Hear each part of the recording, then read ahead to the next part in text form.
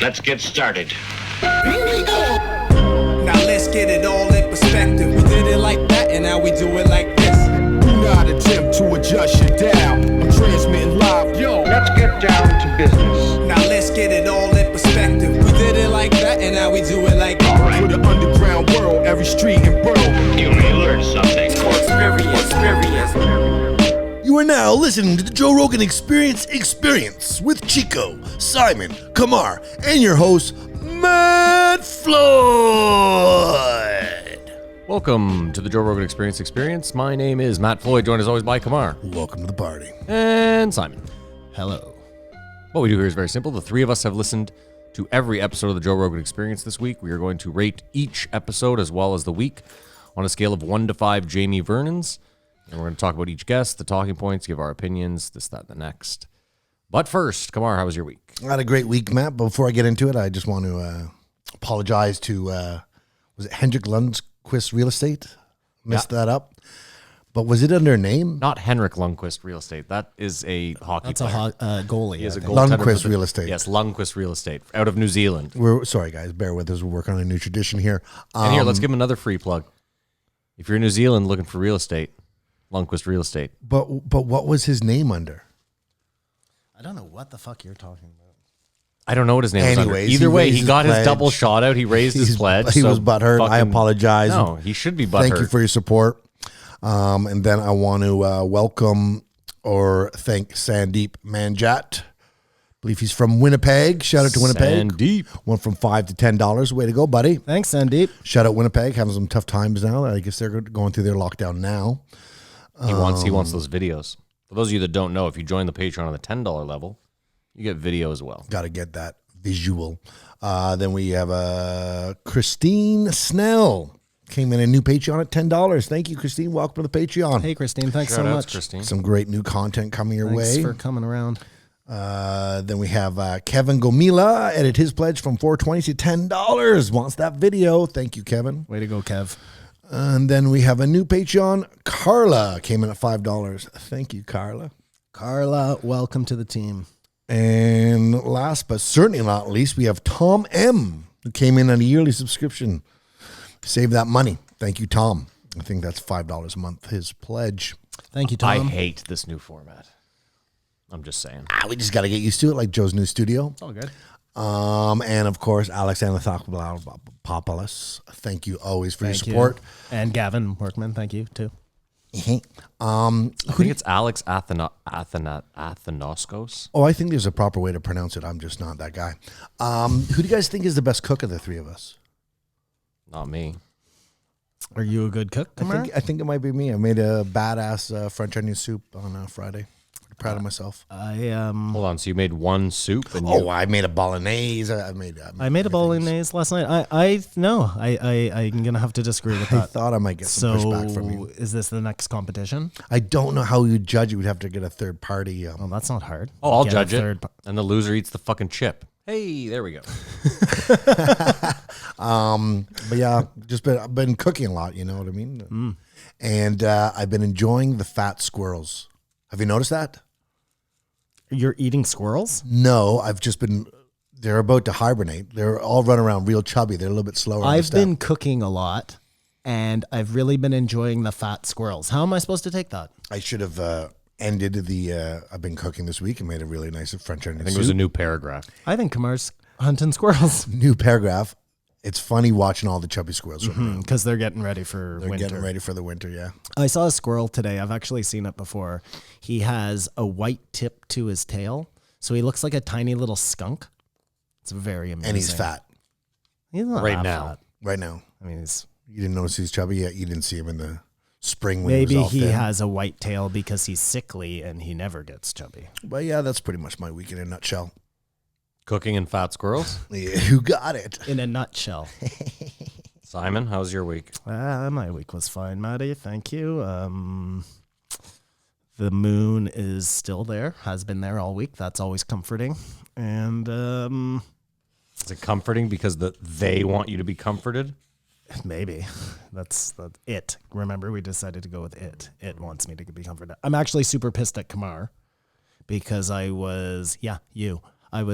you were like bigging up this Kermit Pattison No new information for him. show like it was going to be something great. Like I was going to love it so much. I hated it.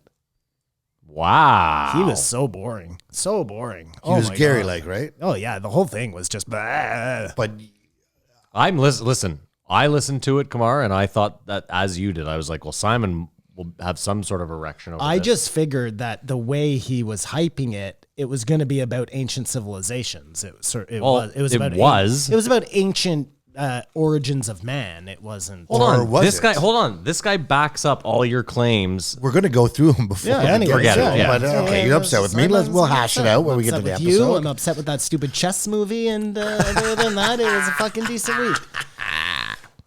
Let's move on. It's so funny. I'm like in my Instagram, I see people are like drawing pictures about this pretend bitch, and like You know what I'd like she's to not like a hero. She's a Simon, fucking pretend she's not. person. do me a favor. Finish it so that your hate can be founded.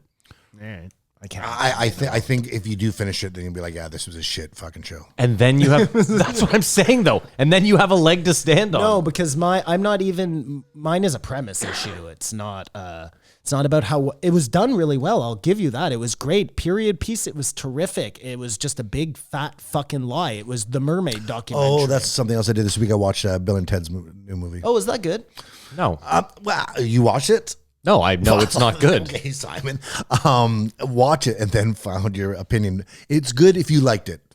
There's callbacks. If Death I is liked there. Bill and if you like Ted's, then them, there's enough nostalgia. In I it. was telling Maddie today, just while we're still on my week. Hold on one sec. Is Death in the movie? Yes, he is. Yeah, of course. And it's so good because he's all like blown up because of the fame, and it comes so fast. I went down a whole. I started watching I rewatched the documentary. I was telling Matt of that Calcio. I think it's Calcico. Calico. isn't it? Whatever it is, you It's know. Calcio. That's where the fucking league Calcio A comes Okay. from. They fight with the ball in Florence. You know that crazy fight. Vice did a documentary on it. You don't know what I'm talking about? It's where it's like fighting. I'd rather it's be full, honest with you. Than, It's like It's soccer, full contact soccer. fighting. It's In UFC sand? with soccer. It's in a stadium. You have to watch this. Okay, Kumar. well. Anyways, so then I started going down a rabbit hole. Of this is on like- the YouTube you discovered. yeah, on Calcio Storico. Storico. Anyways, I started going down a rabbit hole of crazy sports. Yeah, they're in sand. And like, you know, they show the slap fighting. And then the one that I didn't know existed was toe wrestling, which is just like so stupid. Yeah, that sounds pretty dumb. And then I got into like I watched. Did you make it to extreme arm wrestling? Was that the finale, the pièce de No, résistance? yeah, I didn't see that. They did a big thing on slap fighting, which is the guy who's the champion slap fighter is like the hugest dude ever. No neck.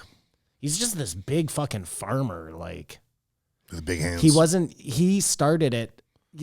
Slap fighting started as like a sideshow at the strongman competitions. So he was just there with a couple of his buddies and they were like, oh, you should compete in this. And he ends up winning and hasn't been beaten since. Like, it's not like he went out training to be a slap fighter. You went deep.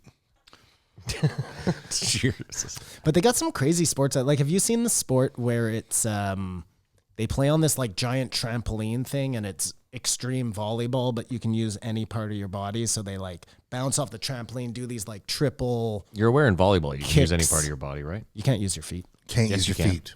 Yes, actually you can. You can can use 100% your use your feet in volleyball. yeah. Anything just to save the ball. It's called digging. You don't see it often, but it is allowed. Oh, the phone's coming out.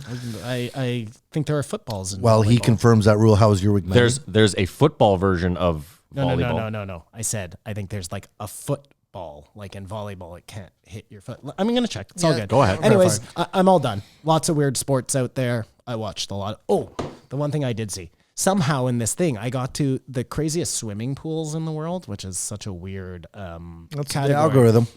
But they have this one wave pool in China or somewhere there where it had a malfunction. Oh, I've seen the yes, video. yes, the biggest wave ever.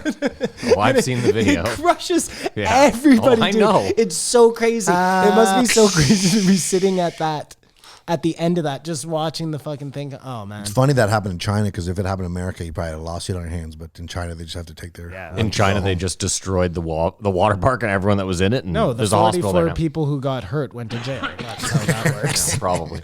You're not going to check the rule now? I'm That's going like to as soon as I'm done. I was going to tell you one more thing. So it was the pool. Oh yeah, I watched this movie.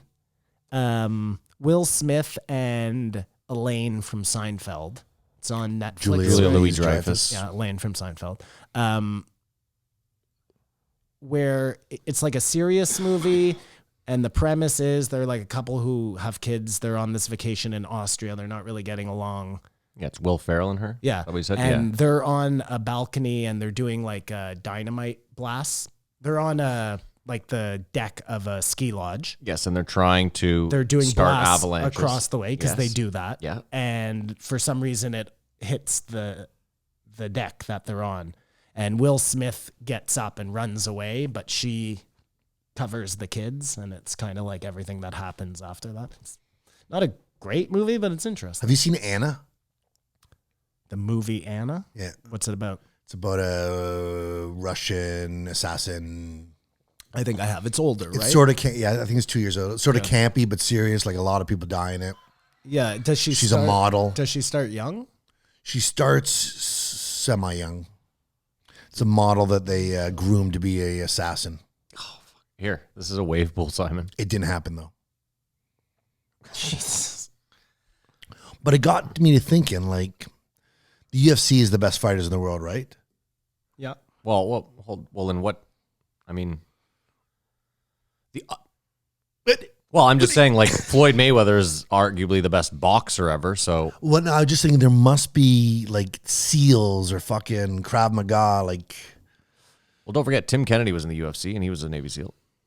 Okay, I just wonder if there's better fighters than are in the UFC in the world, like secret agents, assassins. Like if there's no such thing as a born identity or any of those guys. I mean, listen, guaranteed there's SEALs that are trained incredibly well and that could like hold their own with most UFC fighters. But I think the difference is that a UFC fighter, all they do is train to fight. Mm-hmm. Whereas like a SEAL has, many different. It just made me think: are the UFC the best mixed martial Hand-to-hand artists in the world, or there's others, but they don't. Well, don't forget, ONE FC has some incredible fighters in it. So yeah, just mixed martial arts isn't. Oh yeah, I guess. that's why I was saying it's kind of a weird question, right? Like What's weird is I saw a thing that like Navy SEALs make like $68,000 a year. I mean, everything else is paid for, Yeah. so they can just bank that, but it's not a lot of money. So it used to be, anything below the waist was a dead ball, and then they changed the rule, and now you can hit it with any. So you part of were your right body. at one point in your At life. one when point. did they change it? It didn't say on there. But I know that when I played volleyball in junior high, which was my glory days on the volleyball team, you could not use your feet. Fair enough. I just know that now, currently, you are more than welcome to use there your you feet. go. Like I said, Simon, you still don't see it often. You're a little bit right, and I'm mostly right. How was your week, Matt? It was fine. Excellent. I'll give my time to Simon, clearly. I'm done. Yes, no, You can go ahead with Well, your week. and someone asked for you guys not to smoke weed. No, they said, do you think you could make it through an episode? When I said, yeah, I'll try that out someday. It's obviously not going to be this week. No. How do you feel about that, Simon? I mean, I could. But why would you? Why would I? You're free to do it. It's legal. Why deny myself that pleasure? First of all, I think you're going to get a much better conversation when we're high. I'm a real asshole. It's like Joe in Sober October. He'd argue more positions he doesn't believe when he was From a more sober cantankerous than- position. yeah. Well, no, I'm generally not like I'm a grumpy, I'm just not generally nice to be around unless I'm high. So I try to stay high. I'm with you, buddy. Oh, I know. I was just waiting for you to jump in. I didn't want to be the one to say it. So you guys would consider it, but it can't be done. I will do an episode not high. That's fine. I have no problem with that. I'm going to choose a week where it's 2 and not 4. A short weekend. There's got to be something in it for me. Yeah, there's the world's hottest chip if you can make it through. Pledge fucking $50 and Fear. I'll do it. No, I don't care. Stop with this money shit. All of us. Pledge. Again, it's just not something I want to do. I'm with so- you. We do this to smoke weed and get together. I'm not beholden to you guys. But again, it's not because I can't. I went a whole year just for no reason without smoking weed. Yeah. So I guess the difference would be it'd be a bitchier podcast. Yeah. And I can't smoke cigarettes in here, so then it would be like this kind of makes up for that. And you I mean, you probably could. rush through everything. Oh, I could, yeah. I was going to say, there's nothing stopping you from having one or two cigarettes But a show. I just wouldn't. It's too many. You need a ventilation system. If for there it was to a go to that next ventilation level. system, I'd smoke the lights up. There you Anywho, go. 5 years from now, when we're raking in $1,000 a month, we'll get a ventilation system. nice. Okay. Glory Can we days. start this fucking let's- episode, Let's please? do this. Because this is going to be a long one. Although Yeah, Simon right hated on. Kermit, Right so- on. Are Joe, we new to this? Are Give you us the guest farting? list. What's going on here? Joe kept us on his toes this week with 4 guests. Kept you on your Kibosh toes. and my 3 theory. We started the week off with Kermit Peterson, 1561, who's found, I thought, Bigfoot, but I guess I don't know nothing. Followed by 1562, Dave Smith from the Legion of Skanks. Then we had 1563, a The Golden subdued Boy. Tony Hinchcliffe, the Golden Pony. And then we finish off with an Aussie from Down Under, but now he's in New York, I guess, 1564, Adam Alter. Dr. Adam Alter. There you go. But a real doctor, not like Bill Cosby. PhD. Why? What was he a doctor? Like he was a medical doctor? Psychology, I believe. The point is he has a PhD, whereas Bill Cosby got a doctorate and was like, "You call me doctor." Pretty hard dick. Do you want to rate the week? That's what we do here. Go ahead. Oh, he's so fucking serious right now. I Put give the the week- beanie on, and all of a sudden it's He's fucking looking game at- on. he's looking I at give my the week phone. a 3.5. I'll give the week. I'm giving it a 2.5, and I'll explain more as we go along. I'll give it a 3. There you go. A little bit of column A, a little bit of Spread column it B. around Yeah, there. there you go. All right, well, let's start. Let's get it rolling. Kermit Patterson. 1561. Kermit Pattison. Who the fuck names their kid Kermit? That's seamless now. Well, I was thinking maybe there was a famous Bigfoot researcher, Kermit, so maybe they did it after him. Joe never bothered to ask, so we'll never know. You know this for a fact? No, I know there was a famous Bigfoot researcher called Kermit something. So, yes, you do know this for a fact. I believe you. Why would I argue with you? Like, here's the thing. I assume before the frog, it was at least a name that, like, you heard somewhat. Well, there was a president named Grover, so, I mean, Yeah, no, I think they got Before all the Sesame fucking, I think Street, all the yeah. Sesame Street names. Maybe it was Grover. oh my God. This fucking guy. And you can't kick in volleyball. He comes prepared with nothing. Anyway, Kermit Pattison. No, now that I'm thinking about it, it was Grover. It was Grover Krantz. So that nothing to do with Bigfoot.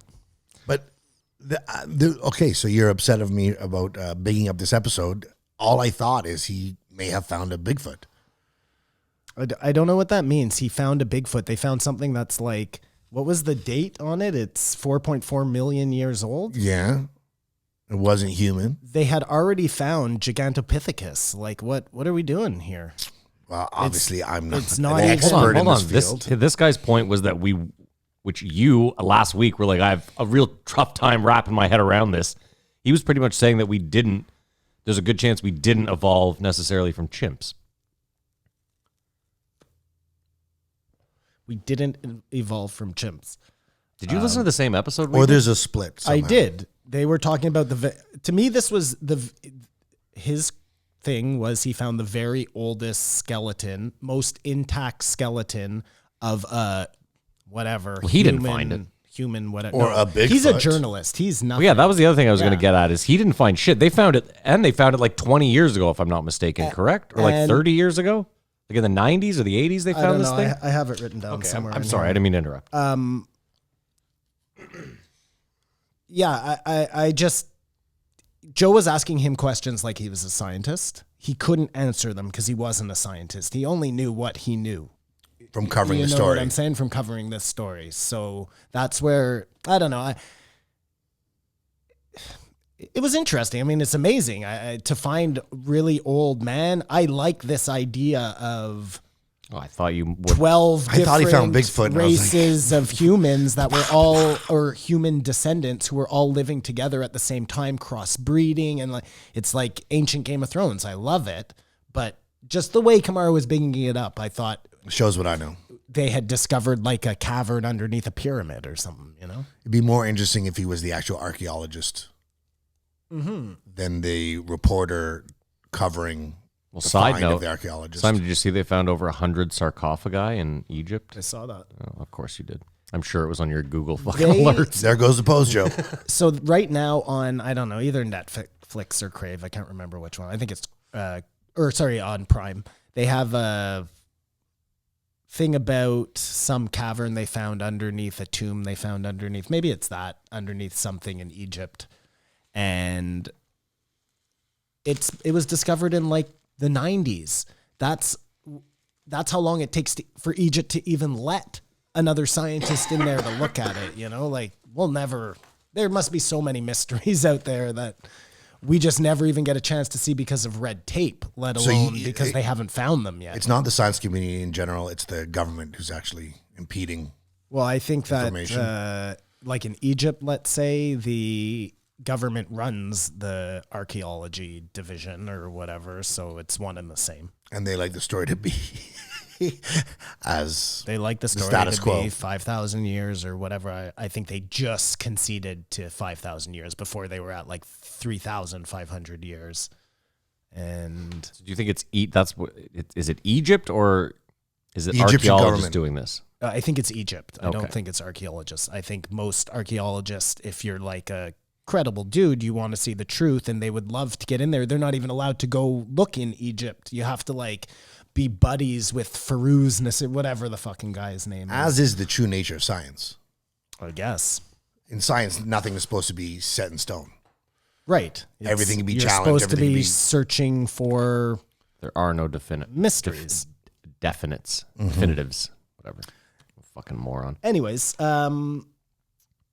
so he was going to write a book on human beings and how they can walk and run long distances. That was his. Like, was his the initial crux book, of yeah. what he was working on, and this is where it ended up. I mean, this to me is much more interesting than that. But that's kind of a neat idea too, right? Like, no other animals run long distances. Is that true? No, the way we're built. No, I guess that We is. run the long distances. There's other animals that can run much faster, but they can't. No, I'm saying, but nobody runs for 12 kilometers, I guess is the For point. 12 hours. Or 12 hours. I think it's also that we're not on all fours. We're bipedal. Right? Like most animals that walk on two barely run, and if they do, it's definitely not for long distances. Running is like a four-legged animal thing. Am I wrong? Well, I don't know. There Like, are other than so I'm- few animals that walk on Well, two no, but I'm just legs, thinking, other than so- birds, like I'm thinking an ostrich is fast, right? And it runs for long distances. Does it run for long I distances? don't know. though? It runs really fast, though. I know that. Well, that's what I'm saying, but No, it probably doesn't run. It's part of our makeup to hunt, I believe. But if it's being chased by a predator, it's going to run until it can't run anymore. I think the argument would be that for everything, wouldn't it?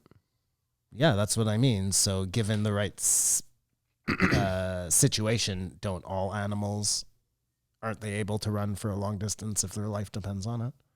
Till Maybe they not, can't though. run. Yeah, but to say till your life depends on it, maybe certain animals could run for 10 kilometers if their life depended on it, and maybe Right. some animals could run for 100 meters if their life depends on it. And that's why something like an armadillo has developed another way to protect itself, right? I guess. Because they can't run worse shit. Because it can't run worse shit. I wish you could feel my heart sink. I mean, I thought we were talking about Bigfoot this whole time. So this thing they found, the skeleton, it Hold on a sec. had... Why? What made you think it was Bigfoot? Because it had I'm the just curious. longer legs than the ape. It had thought- different characteristics than I an thought ape. it had shorter legs and longer arms. We didn't listen to the same Okay. podcast. Anyways, doesn't matter. This shows what I happens could when three be wrong. morons listen.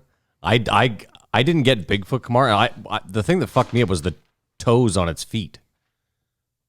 It had the opposable toe. Well, it had thumbs on its feet. Sorry, not toes. So, Toes yeah, is evidence we all that have it would toes on our feet. Climbing trees. Yeah. Well, that probably totally makes sense. I mean, if there were things on the ground that were just too scary to come down. And because it couldn't run long distances, it had to hide somewhere. Interesting. Again, I don't see where your Bigfoot. Well, thing no, comes from. me neither now. I thought you were going to come a whole different way with this. Kamar, Bigfoot or not, I still listened to this episode and thought Simon would be ecstatic because it gives credence to all your, like, fucking civilizations could have been around. I mean, but yes, it does. But they already have proof of Denisovan and Florentinian. Yeah, but it could go further back. I mean, what I got out of this guy was that if we had the right if we had the means and the right technology, technically we could maybe dig deep enough and find shit from like, maybe there's 6 civilizations. Maybe this is the 7th iteration of the Matrix. You know what I mean? Like Like 100th. Sure. buddy. Like maybe it's the millionth. The Earth is 3.4 billion years old. you Like go. if when we talk about dynasties, we talk them lasting hundreds of years, thousands if they're lucky. Like we could literally be on the millionth iteration. Well, no, I mean, probably not the millionth, but if you do the, 3.4 billion years old. I get it. Listen, I understand. Maybe you're right. I'm just, if you do the rice thing, right? Like the Jeff Bezos wealth with rice, and you understand what a billion is. Yeah. I mean, A lot can have happened. well, that's why I love when he's talking to Joe and he's like, you know, we're within 4.4 million years. Like that's a tight window. And I was like, is it? Like, is it really? Like, what are we doing?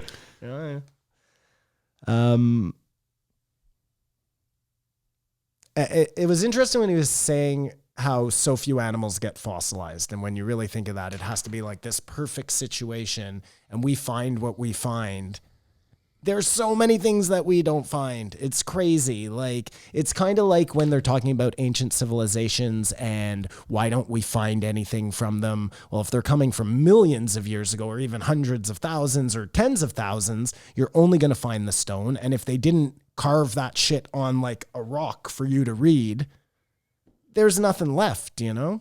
Yeah, but I think, Simon, a lot of people see, like me, for example, when I think of ancient civilizations like you're talking about, like let's say 1 million years ago, I still find it like, sure, I think about it like this, like maybe there were, but if all they were doing was writing on caves and like they hadn't made it past like stone tools, then none of it really matters that much to me. No, they were writing on paper, probably the same way we are now, but that stuff can't be preserved. Fine, but even, I get it, but even paper, my point is like, you know, if like, unless they had computers, they're no good. No, that's pretty much what you're saying. well, no, like plastic is one where like we will forever be like, basically plastic they don't have a lifespan for plastic on Earth, right? So if 10 million years from now, another civilization kind of crawls out of the water or whatever the fuck is left on Earth, there will be remnants of us through plastics. They'll find some At Lego. least they'll find something. You know what I mean? I don't know that they'll be able to make much of it. I mean, you could argue that 10 million years from now, if another civilization came out of the water and found something of us, And maybe the worst thing we've ever done is plastic. And there is no Oh, it is, for reason sure. why another civilization would ever do that because Yeah, but it's hold on. so stupid and horrible. no, but Simon, the argument is not when we did plastic, we didn't know. I don't think we knowingly were like, this is never going to go away, and we're just going to create so much of it that, you know what I mean? Whenever you start things, I think they always start with a noble intention, and out of I think you're probably right. Maybe. I said think- most things. I think that especially with plastic and oil and things like, I think these guys knew they were doing massive damage and they just don't give a fuck, man. Do you They think don't give a fuck? manufacturing would be a byproduct of an advanced civilization? You know, I was talking to somebody yesterday and we were talking about ancient cities. And he was saying, you know, I just don't think there were ancient cities because why would, like, we live all packed in like this, but is that the best way to live? Probably not, you know? So why do we think, but maybe their ancient cities weren't the way our cities are. They were big places, but they were meant as meeting grounds for people who lived in very small communities, you know? So everybody did their own gardening. They did their own shit. They got their own food. And then they met up for, it probably wasn't religion back then, but something they all do the believed mushrooms. in. But I just to find do the mushrooms, I- whatever. I find it very odd that we have this like these ancient civilizations were better than us. They knew better. Why? Maybe they did. Maybe That's what they I'm did. saying is, like, maybe there's- they did. Maybe they didn't. Sure, but I'm just saying there's probably a stronger chance if they're anything like us, which again we have no fucking idea, that they probably weren't perfect. They probably fucked a lot of shit up. And the idea that like maybe this living in cities isn't the way, there's nothing that says that, you know, another like there's other species that do this. Like look at ants. Yeah. They live fucking packed the fuck in, but they make it work. Totally, Matt. I'm not saying it's not I know, right. I know. I mean, we don't know. You don't know. I don't know. But I do feel like where we are right now, we're so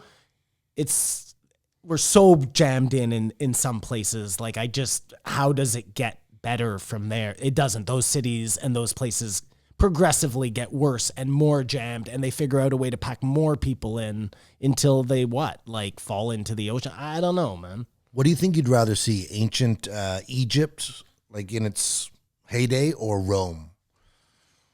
I would like Simon to wants see Egypt, ancient Egypt for obviously. sure. But Rome is pretty crazy. Like all those ruins, but when those were Amazing. and they show like the basements and all that stuff. A civilization that was built on another civilization, but they did amazing things, like for sure.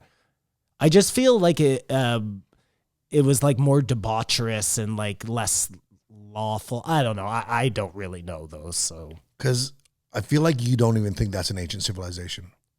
Because that's it's so a much connected more to us. modern ancient civilization. Like how long ago are the Romans?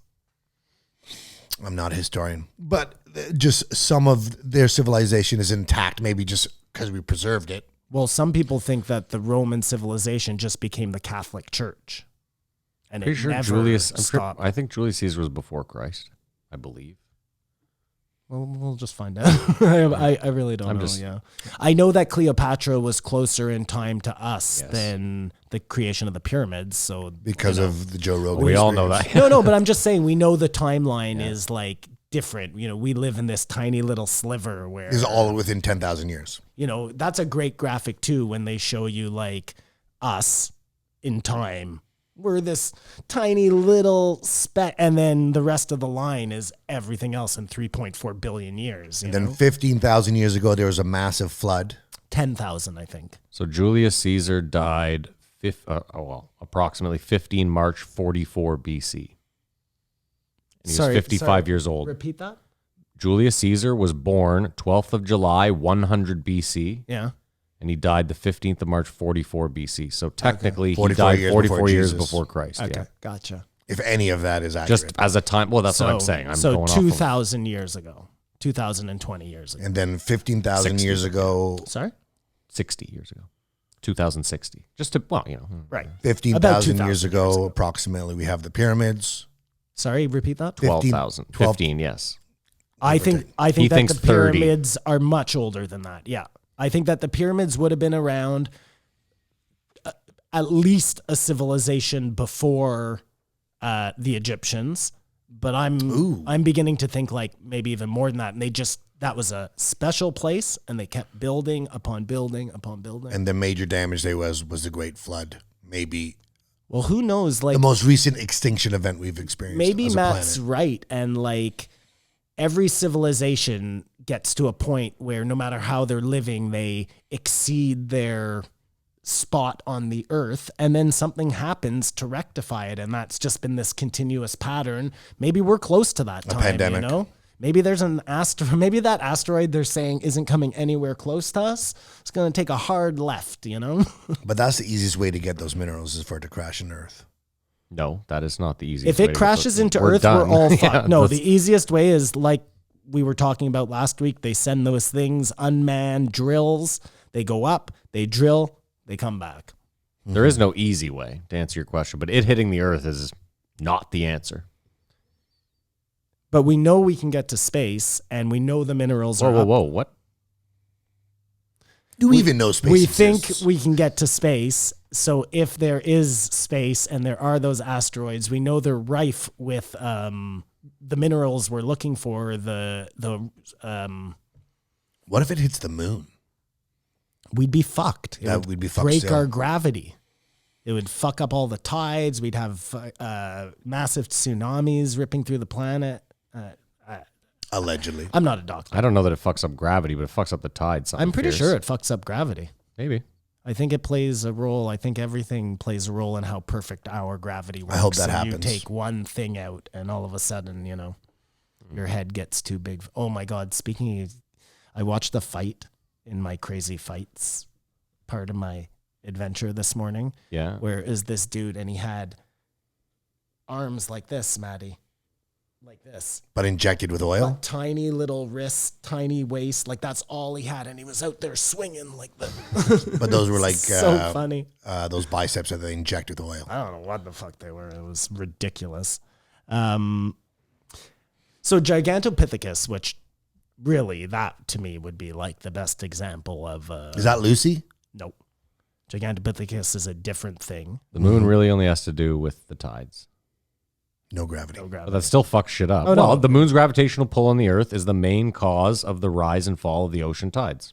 That's from National Geographic. Okay, but if an asteroid blew up the moon, our gravity would stay the same. Like we would not. I thought for some reason it like literally would fuck up. No, gravity has to do with the size of the Earth and the speed at which it's spinning. The I'm rotation. fairly certain. Things like some sort of centrifugal force deal. Yeah. What do we know? Very good. Very Anyways, little. Back to Gigantopithecus. Very little. So the way they found out that even existed, which is a cool story, is they found like that piece of a tooth or a jawbone in the a apothecary in Nepal. That's out of a movie. That's right out. Well, you know that whole story. Joe's told it on his show about, I forget who the actor is, but he tries to smuggle the Yeti hand out of Nepal. You guys don't remember that whole story? It's like That was it's a like Simpsons thing, wasn't it? Robert Redford or something. It's not Robert Redford, but it's somebody you'd hear their name and be like, "Oh shit, no way, he had something to do with that." Paul Like fucking Newman. James Cagney or who's Cagney? Cagney and Yeah, Lacey. you dirty No. rat. I thought there was like a whatever. It doesn't matter. James Dean. It doesn't matter. I'm just naming old people that are dead. So canine reduction, like when our teeth start getting smaller, they said it was a sign of reduced aggression and then more monogamy amongst the species. But not And like Artie, relationships. Artie was that first example of the teeth getting smaller. Because they were less aggressive in attacking each other. Yeah, I guess because when you're constantly out there trying to find a mate, you will fight anybody looking for that mate. But if everybody's coupled up, then it's like when you go out to the bar, you get drunk because you're trying to pick up girls and you become aggressive in the act. But if there are no girls to pick up, maybe you don't get drunk. Interesting. I want to know about language. That's what I'm dying for Joe to have on, is someone to get on here and somehow explain the origins of language Yeah, to me. that would be cool. I'd like that too. How we Maddie. got to Pig Latin and then Pig Latin None to of it- here. Why? You think Pig Latin was the first? Well, I thought most languages are derivative. Yeah, everything's derived from Latin. So I assume Latin is the first, yeah. I'm just trying to But establish. why are you saying Pig Latin? Latin, whatever. I think just Latin. But yeah, Okay. Latin, everything is derived from Latin, Simon. So I believe, as far as I was concerned, Latin was the first language. Toe holds along the way to where we are now. Well, I mean, With for sure emojis. there were languages before that. Maybe they I meant just like weren't- written, okay, like fine, with, but with an alphabet. sure. that right? Okay, yeah. No, because Latin uses the English alphabet. Sure, but I think before that, everything was like hieroglyphs. I don't think there was like I was just thinking we're getting back to with emojis. In a weird sort of abstract way. Well, yeah, I mean, like the ancient Sumerian texts; those are all pictures. That's what I'm pictograms saying. and- So but that's what I want to know is like, how do we, like, so if apes right now are starting to use tools, like if they have that orangutan using the spear, and they last week they found a monkey in a zoo using a rock as a tool. Okay. So like if they're saying that's the beginning of the evolution, like at what point did they start? It's just crazy to me that language, like think about us sitting here, that we're Well, using. You're not going to like this anecdote, Oh, here we go. Aliens. but no, Bigfoot. They have like the Sierra Sounds. That's a very famous recording of what they think is a Bigfoot. And they Does it had involve hitting trees with no, wood? no, no, and- no. It's like vocalizations. It actually sounds like samurais talking to each other. It's really weird. It sounds like Japanese. Yeah. And they had a linguist who worked for, this is a kind of funny story. So this linguist who worked for the army, he was like retired or whatever. He was like a code breaker or something. And his son was doing like a project in school and was doing it on the Sierra Sounds and just happened to have it playing in the house. This code breaker hears it and's like, what's this language you're listening to the son? And his son tells him, this is a Bigfoot recording from the Sierra Mountains. And the guy's like, no, I can clearly hear like, Two samurais in the distance. no, but like this basic I was going to say there's language two for Japanese guys in a ravine somewhere having lunch. Anyways, it kind of goes to your idea. I apologize, any But Japanese that, listeners. if that was the case, that's I was joking. a really long time, right? Sure, but I'm just like it's. I don't know. I would like a linguist to come on, Joe, and explain how the fuck we got here. On some of my other conspiracy podcasts, they often will have like language people on, and they'll be talking about, something so simple like, fuck, I'll never be able to remember, like hurricane, but this isn't a real one, but I'm just saying hurricane has her in it. They're always named after blah, blah, blah. There's always like some place where it comes from. And when you look at what some of these words actually, when you break them down, you're like, holy shit, that's just so obvious. I did a really bad job at explaining that. Anyways, No, but I know. Okay, I think what you're getting at is like you find out like there's a lot of words in English that you just find out are like two Latin words put together that mean like sundown or whatever the fuck. You know what I mean? Not even. It means something like way more nefarious. Sure. Okay. And Wow, those are. I think I've heard some of those. like what? Come on, give me an example because I'm having a hard time remembering one. It's like lunar is like loser and nerd. No, that's a horrible example. Terrible. Like that was even worse than my example. But you didn't have one, so I mean, at least Well, he it gave was one. hurricane. Hurry got her in it. and cane sugar, which is diabetes. Yeah. It's one of those things where they could retrofit their meaning to the word if they want. Right, I see what you're This saying. stands for this stands for this, and then the host will go, "Oh my god, I never realized that." It's like pedophile. Yeah. Yes, pedo meaning meaning love, kid. meaning child, and phile meaning lover. I love all children. Me and my pedophile friend here. Why do you think we stood up as humans? Like at one point we were on fours and then Tall grass. To get the fruit. I like the phallic display. It's funny. I have all those three listed there. Fruit, and To show off the penis. yeah, then that's how you ended up getting to monogamy and hence evolve. So this throws out the whole Garden of Eden thing. For sure, once and for all. What? Well, I just wonder how we get to clothing, you know what I mean? Eve ate the apple and then we realized she was naked and told Adam and they had to. So you believe the Bible? Whoa. This is hilarious. What do you think the Garden of Eden is about? The Adam and Eve Oh, this story? could be fun too. Awareness. No. Go back to the whole dress because what is... Well, Tell me the story. Adam and Eve were created by God and they lived in the Garden of Eden Okay. So far, so good. and were blissful. Kinda. Yeah, go on. And then one day Eve was sitting on a tree and a snake came down Okay. and told her to eat an apple. Yeah. And after she ate that apple, she became aware. And that's where they started wearing clothing. No. I see what he's getting at. But no, it wasn't about clothing.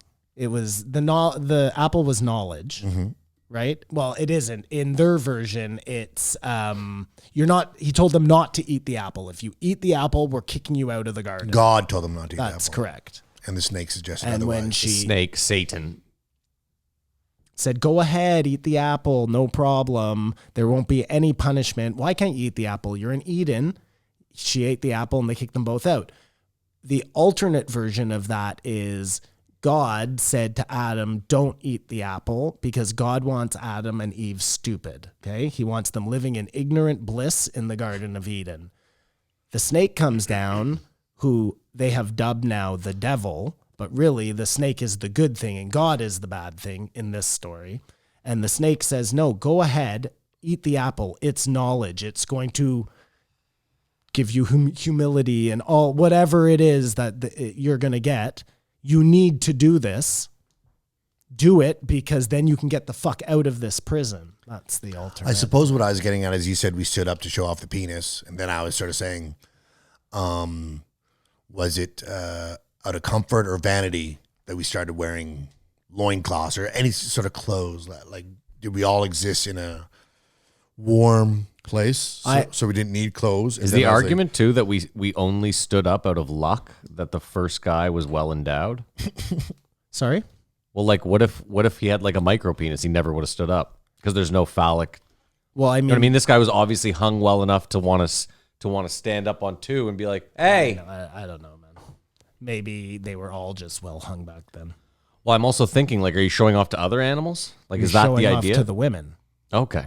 So the idea is that you show off to the women, you get your mate, she's happy with your giant cock, and she doesn't have to go looking around for other dudes. Everybody mates off, and then you don't have so much war because you're not always chasing somebody else's chick. And clothing was a byproduct of migration. Well, I wonder, clothing, if it has nothing to do with like staying warm or beating away, Or keeping thorns you don't off your want berries. your dick out there because then the bugs can eat it or whatever. Maybe it was brought in when kind of a religious attitude was brought in, and when the idea of shame was brought in, that's when clothing was. I don't know, but I believe the Romans all sat around naked, or the Greeks maybe. Well, they wore togas. So I think they were like commando, but I don't think they sat around naked. But like Simon said, it was a good point. Like maybe you are like a naked tribesman living in the fucking bush and there's fucking mosquitoes everywhere. So just out of pure like that comfort, makes the most sense. someone's like, here, you got to go out and hunt. So last time you came back from hunting, you were covered in bites. We're going to wrap you up in some shit and you can let your dick hang when you get back. Yeah. We went from that to designer shoes. There you go. Because even that remote tribe wears some sort of stuff. The one that Joe's reference all the time that killed the guy that was trying to molest him. Christmas Island or whatever. Yeah, but it's not women wearing bras. They don't care about their tits hanging out. They just don't want that's because there's men around crawling up their snatch, you know? Yeah, I can imagine that would the open orifices. Interesting. Or the like your balls and your dick are... They should have some sort of like shell. Like a turtle almost. No, that's how like, look, your brain is the most squishy part of your body.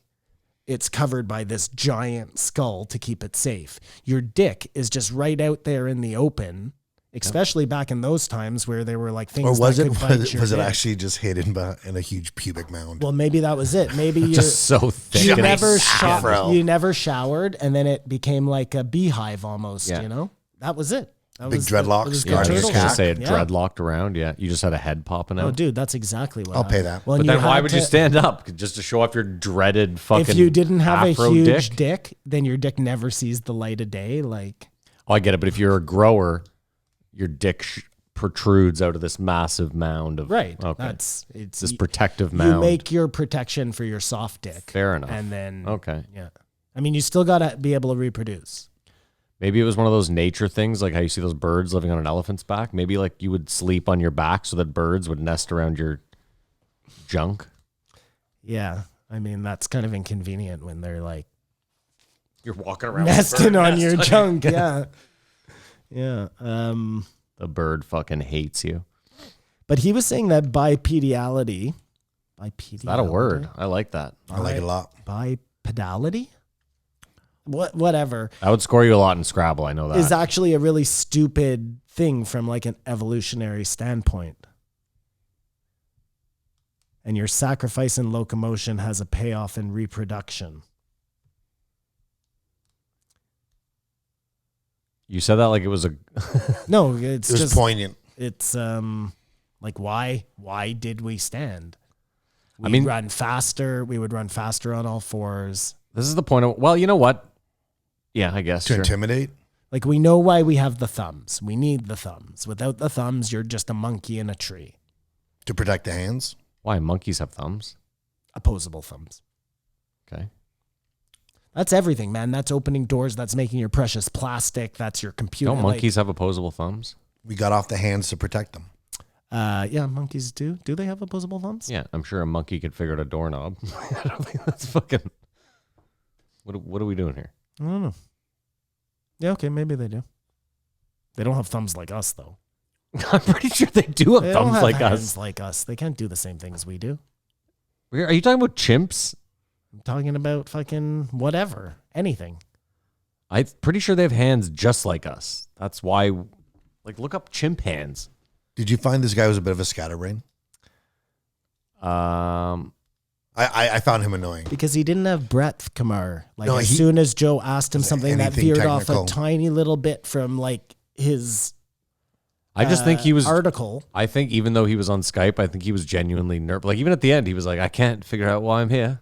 Yeah. You know what I mean? He Well, that's the detriment of Joe's bigness, or everyone knows what they're on, and how many people are listening. Well, I think approximately. You know what I think there's people that maybe sit around hoping and waiting for Joe's call, and then there's people like this guy, Well, we know there's people trying to get on Joe's. Dave Rubin. He's been on, Yeah, twice, but he's not going back on. but I mean, just from the emails we get, Oh my God. people trying to get on the show. Yeah. If we got 1% of Joe's emails of people trying to get on, I can imagine it's Can't imagine. staggering. And, staggering. I mean, Joe at the very beginning said, "This is the advantage of my podcast and me being the executive producers. I can get anyone on." So I'm glad this guy got on. I wonder if he felt like Simon at the end of it. That it really wasn't as informative, or Oh, you mean Rogue? Like if Joe felt like it wasn't as informative? No, I felt like Joe really enjoyed it. There are plenty of other animals with opposable thumbs, you idiot. Why am I the idiot? What the fuck? But did you know that koalas, pandas, possums, and frogs, and many birds have opposable thumb? There you go. An opposable thumb is just, it works separately from the rest of your finger. Has its own hinge. and not as important as you just implied. Oh, no, it's super important. If a monkey had a bigger brain and the opposable thumb, he'd be where we are. Because you can't tell someone you approve. And apparently Kamar's just like, koala, I think too. Kamar's like, why hasn't a fucking possum made a Tesla then? What's going on here? Yeah, they're not smart enough. Give them time. Wake up, possums. I mean, they do have a house on their back, though. It seems like they may be smarter than we are. Well, I think I've learned an important lesson that I'll never big up, I guess, based on what I think you're going to react to it. Are we done with Kermit? Are we done with Kermit here? Well, it's interesting also when he was talking about one of the problems is that I think this was all in Ethiopia, and that unstable societies make it more difficult to find stuff out. And a lot of this stuff, ancient-wise, are in places that are less than hospitable to people going in there and just finding stuff out. Like Syria has a whole bunch of old stuff. And how many things have been broken over time? Like from bombs and whatnot. Well, from any civilization that won the war and moved in after, they would have destroyed anything that that other civilization. The original deemed cancel culture. important. Yeah, exactly. It was cool. He was saying that almost all of Africa's fossil record is unknown. Meaning that what we find is just, they find this full skeleton. That's incredible. Because nothing ate it or crunched up the bones or whatever. 0.0000001% of the fossil record. There's just so much we don't know. And who knows how deep it is? I mean, with the Great Flood, moving sediment, who knows what's 200 feet under the ground? I mean, that's what's cool about not cool, but as they burn the rainforest, they just keep coming across things that they never would have found. Unintended otherwise, consequence. Yeah, I'd still just rather they weren't. Of course, but at least something is coming of it. Jeff Bezos, you're using that name. Step up.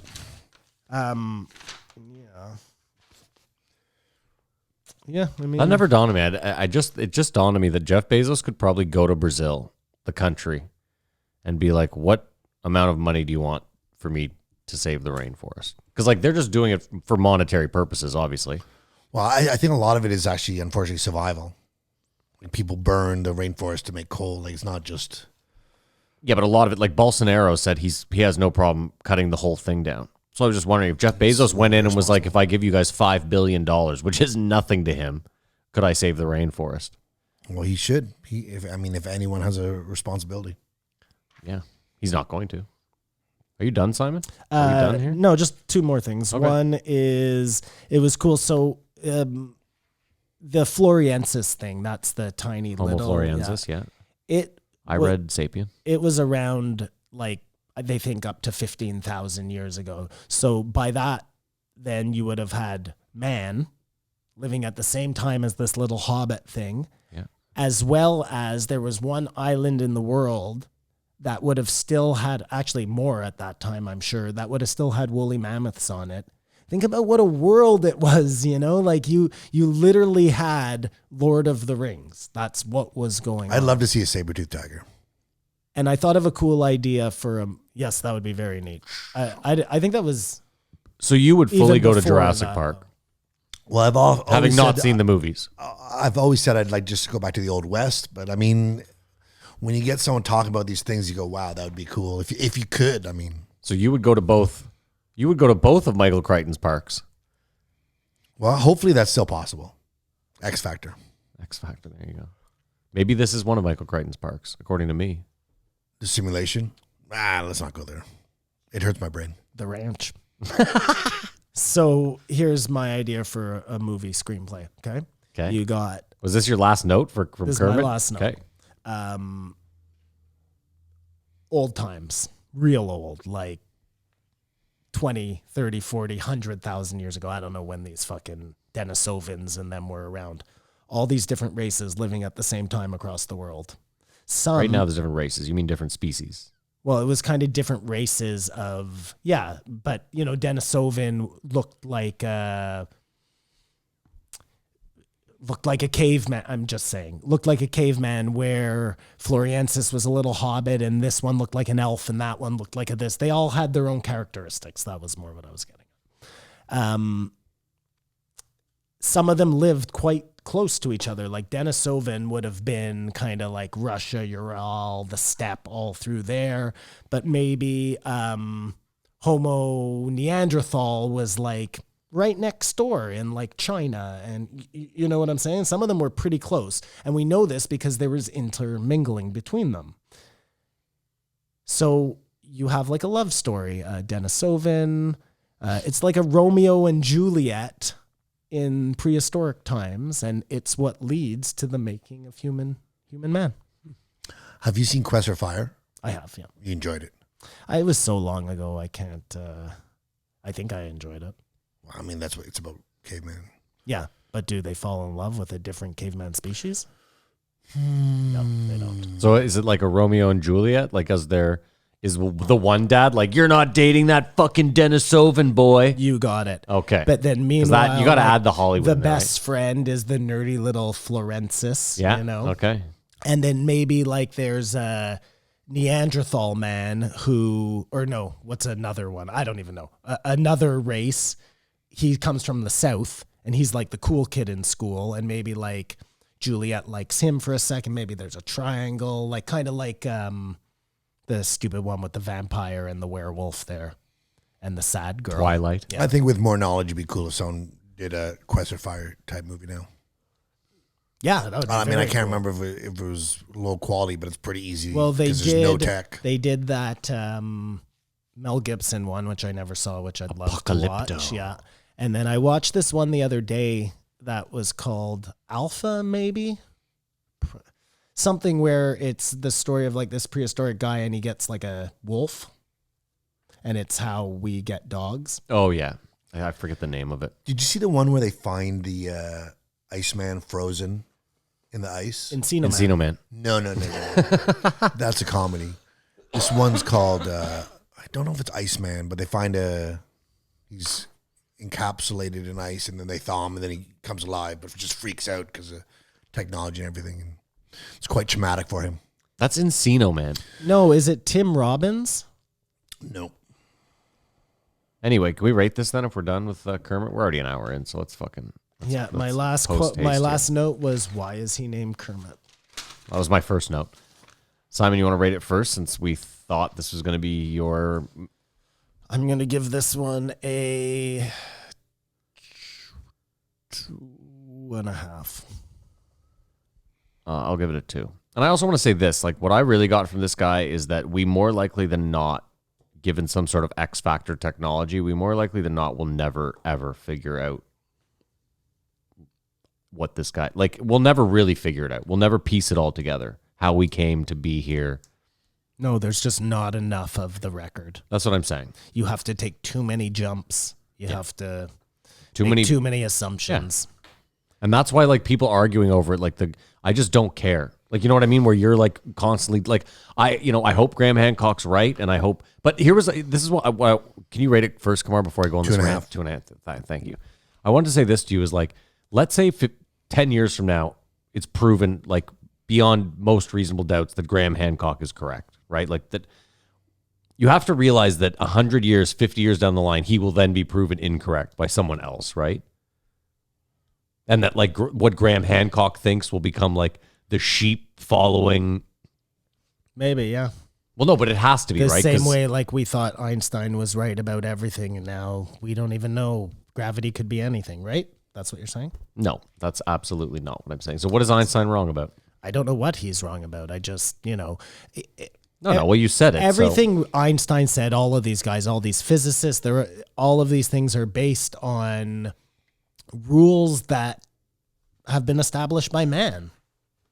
What does that mean? Okay, but Einstein, for example, like he knew something was in space. Like he calculated that it was going to be in this spot, and when they finally pointed a telescope there, it was there. So like I don't know what you mean by like man has. They use math and science and shit to figure that out, and you shake your head. Well, just, when they talk about like quantum physics and things like that, that's how the universe works. But I mean, who knows? Fuck. Listen, having listened back to our moon debate, I have to say that the reason none of us understand any of this is because we're fucking morons. And what I've realized is that the gap of smart in the world is so fucking big. Like even if we have a scale, IQ, right? And like if you put the lowest IQ person against the smartest IQ, the number is not like a discrepancy where you'd be like, oh, wow. But maybe we're smart and we just don't know anything. Well, it's like, I don't understand what you're Like, saying. what do you think the highest IQ in the world is? I think it's like 200 100 or 190. Yeah. There you go. And what do you think the lowest? Probably like 40? 0. I don't know. No, I don't think 0. I would like If you're like brain dead, I assume you're okay, fine, zero but IQ. fine. I'm talking about people walking I around. don't know if you can write Functional, your name. If 80? if you don't read, Sure, like okay, let's say 80, right? Let's just say that. Let's just say. So that's 100 points. I mean, just on the scale of like if I was Well, like, if oh, I'm each- 100 points smarter than you, like I don't know, that doesn't sound like a lot, but if each point is like, that's what I'm saying is I'm starting to realize that each point is a fucking shit ton. I think smart is subjective, Maddie. I think it's all like You could be smart but don't read anything and you don't apply yourself. there's so much going on out there. I just think it's arrogant to like think we know anything about anything. We know less. Things than there change is all to the know. time. Just like you said, Graham Hancock may be right in 10 years and then he'll be wrong in 30 because we'll find out something new because we really don't know anything about anything. Yeah, but there are things we know about. So I mean, kinda. There are kinda things we know about. okay. Just to put a bow in it, it was called Iceman. It came in 1984 and it was Timothy Hutton. Well, that's why no one knew about it. I hope that's not the movie game. Let's move on. Next episode, 1568. I don't know. Come on. 1562. Dave Smith. Now, can I just say, when I talk about politics, in my head, I think I sound measured and thoughtful like Dave Smith. I know that's not the case because I've listened to some of our podcasts. Yeah. But in my head, it's his reason and that I think I'm coming with, just for the record. But he's not a Trump fan. That's where you get lost. Like if you came with your shit, but was like Trump's a piece of crap, I've said I think that. people I've said would that. give you more I've submitted credibility. that too many times. You don't listen to it. 6 months from now, you realize. But I'm just saying, Am I wrong here? Like I'm telling you, I'm trying to give you a compliment. he's not a massive Trump fan as a person, but he sort of echoes the same thing as why Trump might not be as bad as people Yeah, say. he said some of his policies are okay. You like him as a human being. No, I have nothing against him as a human being. Can I ask a question though? Policies, like I was always under the impression that policies were made by like a conglomerate of people, not just A think tank. Yes, I never, even the best policies, I never pinned on one person. You know what I mean? I was never like, oh, this guy's the fucking. I mean, it's difficult to go through all of them. Like everyone just blames everything on Obama or whatever. But yeah, it's obviously a group of people. There are lots of people out there who hate Trump so much that they can't even say that he has good policies, right? Like that, those words cannot be in the same sentence because they're oxymorons as far as they're concerned. I'm sure he had some good policies. I'm also going to say though that think tank behind his good policies are also behind his bad ones. So I don't give Trump credit for all of his bad policies either. But I fail to see like a mass of bad policies that he's enacted since he's been in president. But here's and maybe we'll only know. He years said from now. he was going to do some things that he didn't do, that if I was a voter, I would have been like, you said you were bringing down all these fucking pedos. Where are they? You know? Well, that's the biggest thing. You said you were going to pull out of all these wars, and yet we're still fighting in... we know that the problem is there's just an article that apparently the military lied to him about how many troops are in Syria. I mean, there's definitely a battle between the industrial military complex and maybe all presidents. That is true, that he is like the only he's the second president ever say to those say words. those words. well, at least recorded. Yeah, to the people. Yeah, I'm just saying. Oh, yeah. Well, there's a difference between saying them and. But yes, I Well, agree. I'm sure lots of presidents have said it. Just I'm a part of the military-industrial I'm complex. sure Biden has it on his business card. He has a tramp stamp tattoo. Card carrying member for sure. Yeah, I don't listen. I don't know. And all I was saying last week, whatever, I shouldn't even be justifying this, but all I was saying is that both sides are capable of doing really shady shit. And to think that if you're like a Dem or a Republican, if you think that your side isn't out there like actively doing shady stuff, that's crazy. But it would appear there's three sides. Okay. There's the Dems, the Republicans, and then there's the military-industrial complex. Right. But I think that...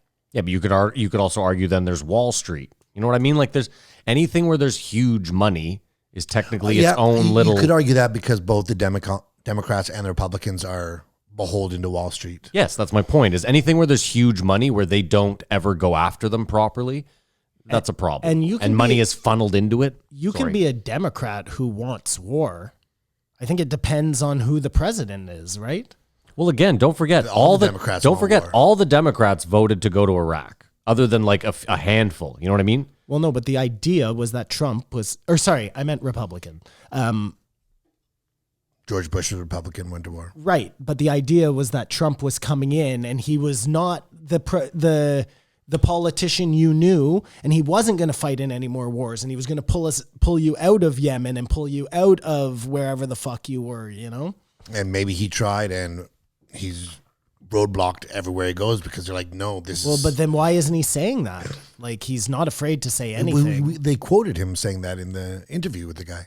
Here's the weird thing that Joe keeps saying that I think about often is like, what if they pull you in a room and you become president? They show you what's really up. And then I thought about it. I was like, this is what really concerns me is who is that they that's showing you what is really up? The shadow government. Yeah. And like, what The are you? Davos group. The guys who last through. No, but I'm just saying, like, presidents. it's obviously the CIA that comes in and is like, well, we're going to give you the raw deal and everything. But like, I mean, even given what we know about deep fakes now, the CIA could just deep fake the shit out of especially a president like Donald Trump. They could show him anything. Looking bad. Well, the point is they're non-elected officials. Yeah. They're not chosen to be there, so you don't know who they are necessarily. and They're listen, not household names. That's I for agree sure. with Dan Smith. Like, if you think the next 4 years of Biden and Kamala Harris is going to Dave be... Smith? Sorry, Dave Smith. What did I call him? Dan? Yeah, My bad. I Sorry, just Dave thought Smith. that was someone else. Yeah, no, sorry. I don't think the next 4 years is just going to be peachy because those two fucking morons are in power. I think it's going to be a rude awakening a year from now when people realize that not a damn thing changed. Well, I agree with you. I'm just saying, listen, I didn't want Trump. I don't want Trump to be president. I don't think it's going to be I haven't fooled myself into believing that things are going to get better with Biden and Harris. She's terrible. She's awful. If he did try his best to stay out of wars, though, just say if he did. Who, Biden or Trump? No, Trump. Yeah, okay. If that's the one thing that you can say, well, he said he was going to try to stop wars. He didn't pull out as much as he did. He kept the wars going that were already going, but he didn't start anything new when he did have opportunities. I think that's a plus for him, despite his personality flaws.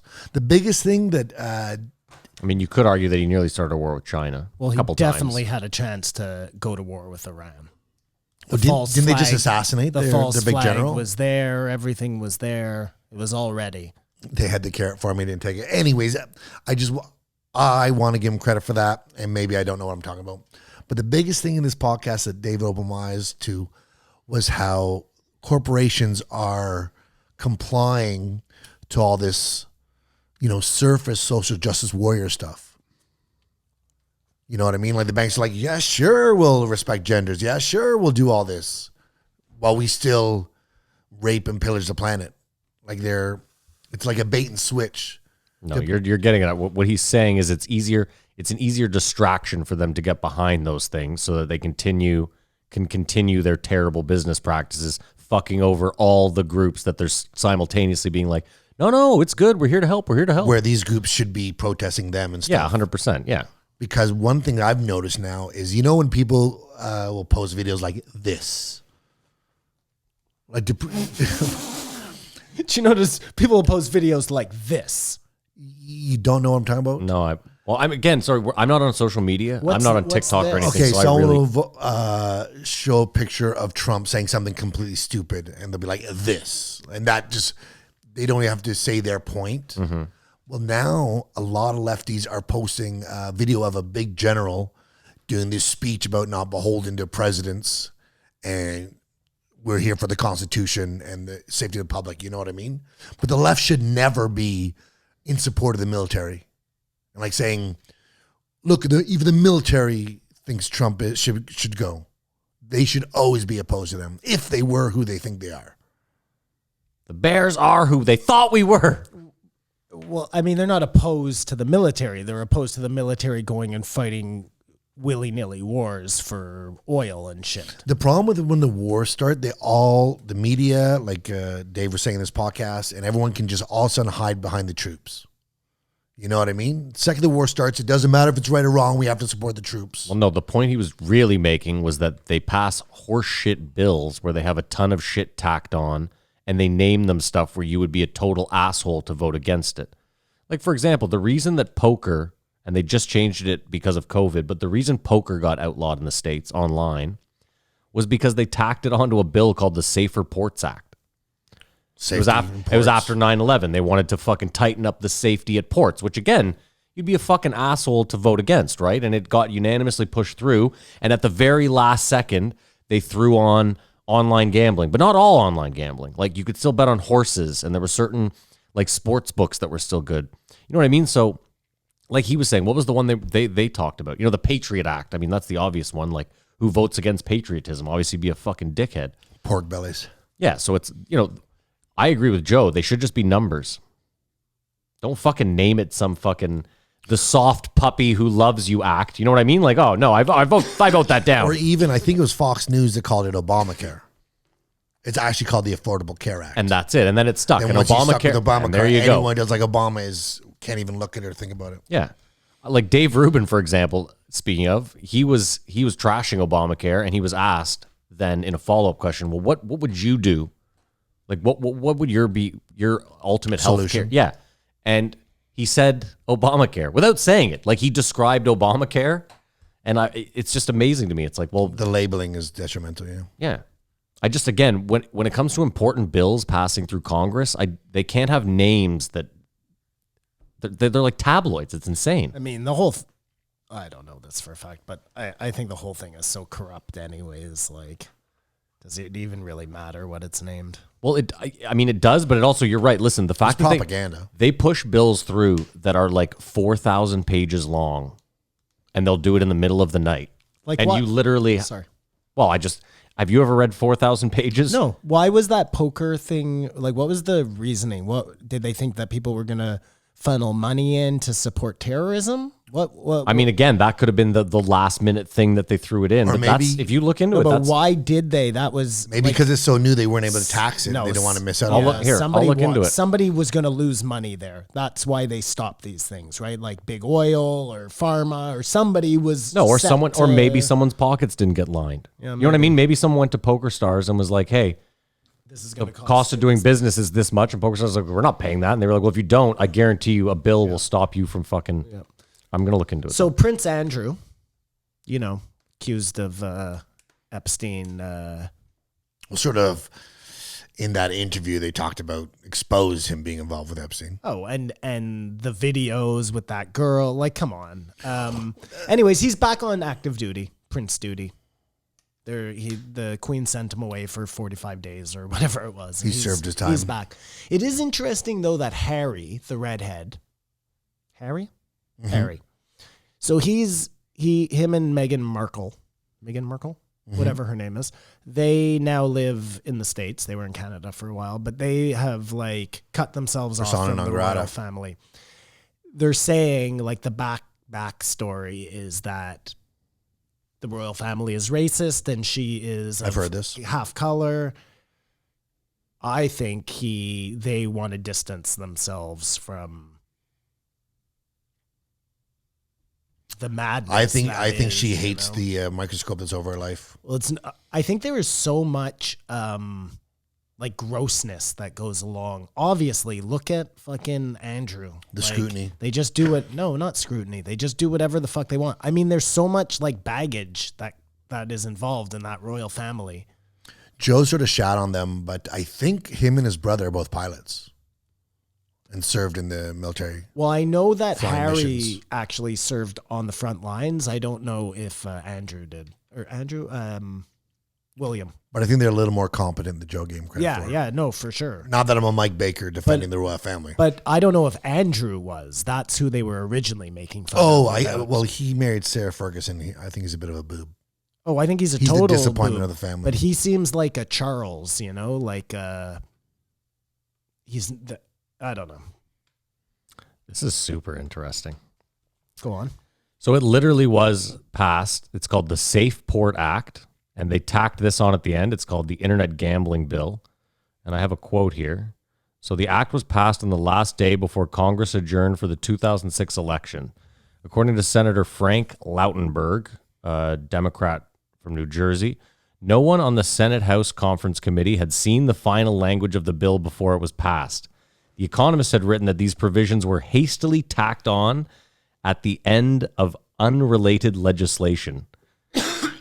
And the guy that pushed it through was the former chair House of the Banking Committee. And the president at the time was George Bush. So it's Republicans and Democrats fucking everyone So over. the president at the time was Cheney. yeah. Yep. And someone with the banks had and this is the craziest thing too. Listen to this. This is fucking wild. And someone wasn't getting their grease palmed. That's what I said. Palm grease. Whatever. The act specifically excludes fantasy sports that meet certain requirements, skill games, and legal intrastate and intertribal gaming. The law does not expressly mention state lotteries, nor does it clarify whether interstate wagering on horse racing is legal. So they left open like all this other online gambling, but specifically... Well, of course they're not fucking with lotteries. They make so much money. They off run that shit, of course. That fucking racket where every, couple of months they throw in some patsy with a check and everybody's like, oh, I'm going to win. But isn't it interesting, too, if you think about it? Like I was talking to Mary. Mary didn't know because she went to buy a car this week, and she's like, fuck, the financing is like 6%. That seems high. And I was like, yeah, it's definitely high. And I was like, but your credit card is 22%. She was like, what are you talking about? I was like, that's the interest on your credit card. It's around 22%. She was like, what are you, nuts? And I was like, no, I'm telling you, that's what it is. And then I thought about it, and I explained to her, I was like, you got to realize the mob used to run that. That was loan sharking. And the government was like, no. We're going to do this. That's what and we're going to charge you more. Yeah, we're not going to break anyone's legs. No one's legs are going to get You'll just broken go to ever. And I think it's like between 18 and 24. What do you mean? That's what the interest on credit cards is.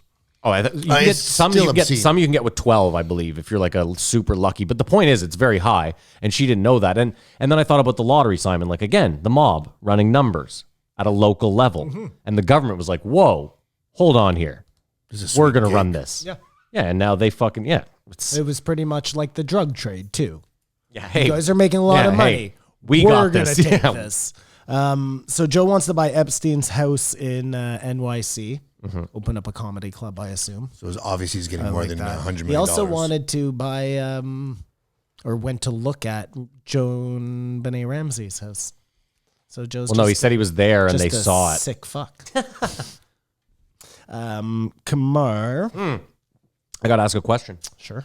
If you found your dream home and it was like an eighth of the price it should be, but you found out that a little girl was massacred there. Actually, wait, we don't even know that she was massacred there. Let's keep that in mind too, right? Oh, It's alleged. We're talking about Joan Benet. No, I'm saying like you find your dream home in Ottawa. Yeah. And then you find out that there's a horrific potential backstory. Do you buy the home? It depends on what the backstory is. It depends what the deal is. Were people murdered in the house? So the backstory is that potentially, allegedly, a little girl was most likely murdered there. Yeah, young girl. Yeah. I think if you have to believe in ghosts and apparitions and No, hauntings. I don't buy it. I let it go. You don't buy it. Okay. I let it go. Simon, have you heard the conspiracy that Katy Perry is John Benet Ramsey? Yeah. Okay. If you believe in that, couldn't you also believe in some sort of technique to bless the house or do something fun like that? Just cleanse it with sage. Smudge the shit out of it. Mostly it would be just in my head. So like Exactly. no matter how much smudging you do, you're just always going to hear this little girl crying or I don't know. Just wash it with holy water. I don't know. But like I said, it depends on what it was. If it was just like a couple of guys got murdered in the living room, no problem. That's weird.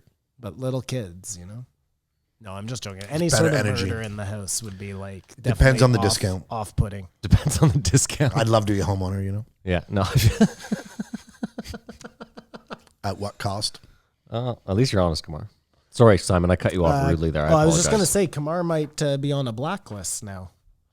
A Trump blacklist. Anyone who supported him? Yeah, just boom.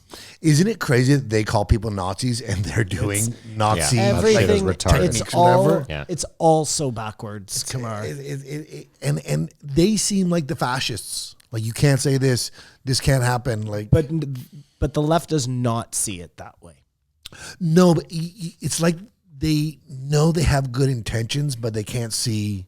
And as we talked about with the John Ronson and the Philip DeFranco on the Patreon coming up in the upcoming weeks, like they have good intentions, but the way they're going about and stuff is not constructive or productive. This was, I thought, the most poignant thing that Dave said. Dave Smith. the guy we're talking about. Dan? He said, the real story is why Trump was elected in the first place. The first time, right? Like everybody wanted something different and they were just willing to give this reality TV star a chance because they were so sick. Which should have been a message to politicians in Washington already.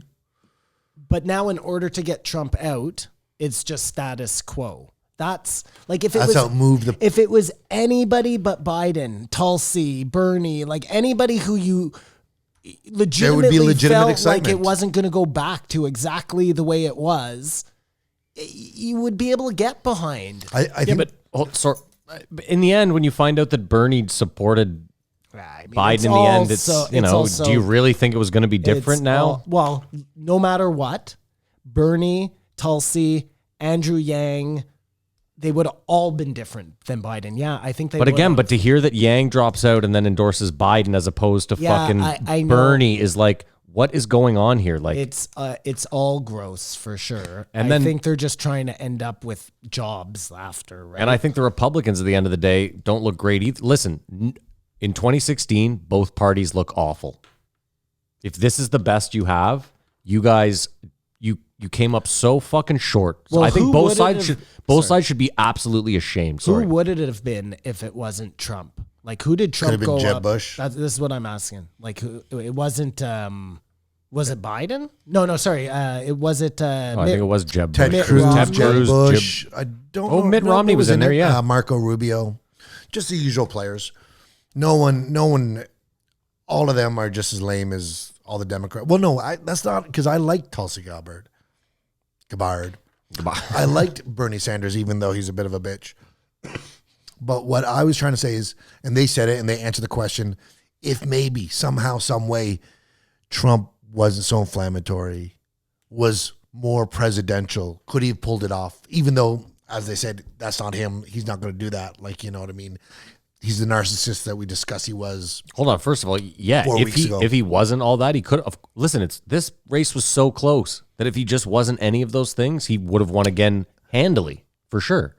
Yeah. And then I was also going to say, Kamar, we've realized this recently from doing this for 2 years. Is you can't judge a president during the time of their presidency. It usually takes like 4 aftermath. years to be like, oh, this is actually what happened. You know what Sometimes I mean? Obama 8 killed years. that. That's what I'm saying. Is it takes a while to really uncover all the fucking dead bodies. But the other point I wanted to make Good is point, Matt. they just didn't want Trump.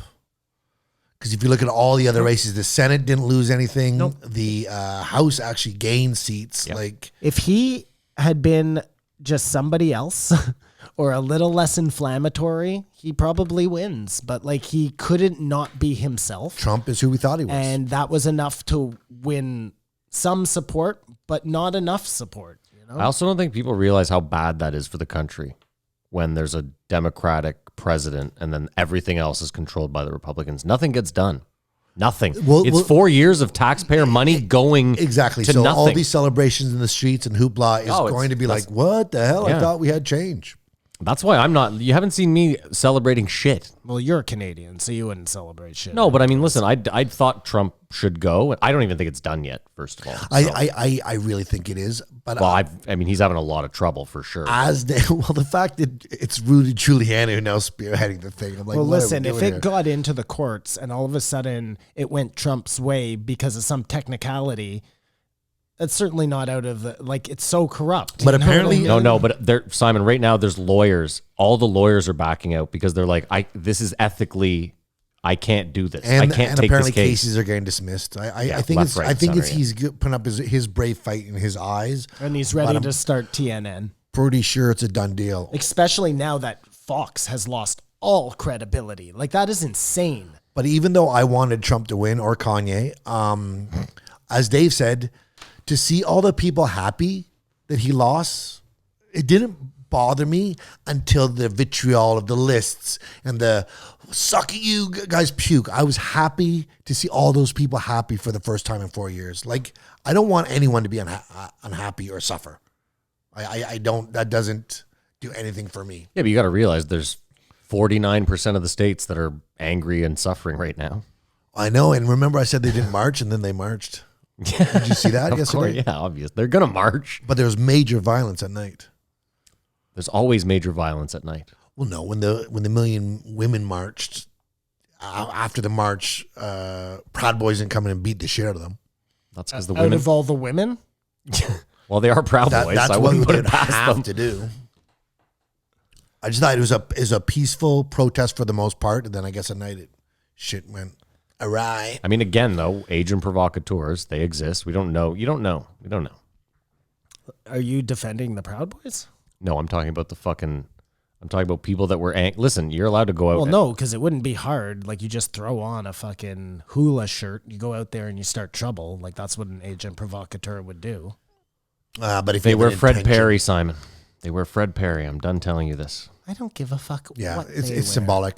But I saw Somebody wears Hawaiian shirts. someone today posted a picture of a Proud Boy initiation. Oh, that's sorry. Go on. Someone posted a Proud Boy initiation today from the left as a pejorative action. And it was just a bunch of guys like,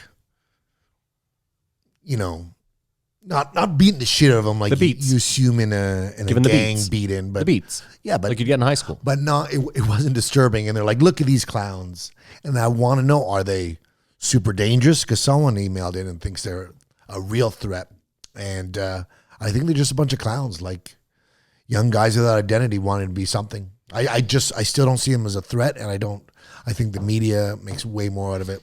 Yeah, but Kamar, that's a But dangerous. they're just the same threat as Antifa. I'm not saying they're this, and Antifa is this also. I'm not saying they're this yet, but this is how the Nazis started. It was just a small movement that people were like, there's no need to pay attention to them. It's just a bunch of knuckleheads. And then next thing you know, it's not knuckleheads. And I'm just saying, Antifa is the same thing. It can start off as this innocuous, it's just people meeting up trying to fucking stop fascism. And next thing you know, there's fucking violence in the streets. The Boogaloo Boys are the guys who wear Yes, the. yeah, I know.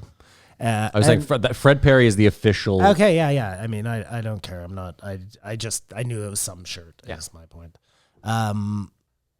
Yeah. I mean, look, they're both of those. They're both dangerous, I think. can I turn truly into do, Kumar. something. Detrimental. The difference is, I just think that Antifa had a huge head start on the. Again, they can both end up being horrible. No, I'll tell you what the difference is that the Proud Boys didn't start as any sort of political Well, movement. this is what I mean. So the other one had a head. Yeah, start. the other one started specifically They're- like we're in. They're way more organized. They're across a bigger specter of the United States. Again, they're both shitty.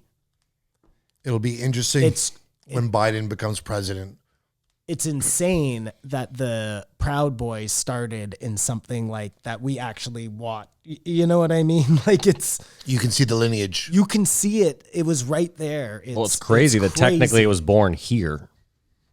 Well, only because he's from Ottawa. But still, I'm But just... where did the show take You're place? welcome, world.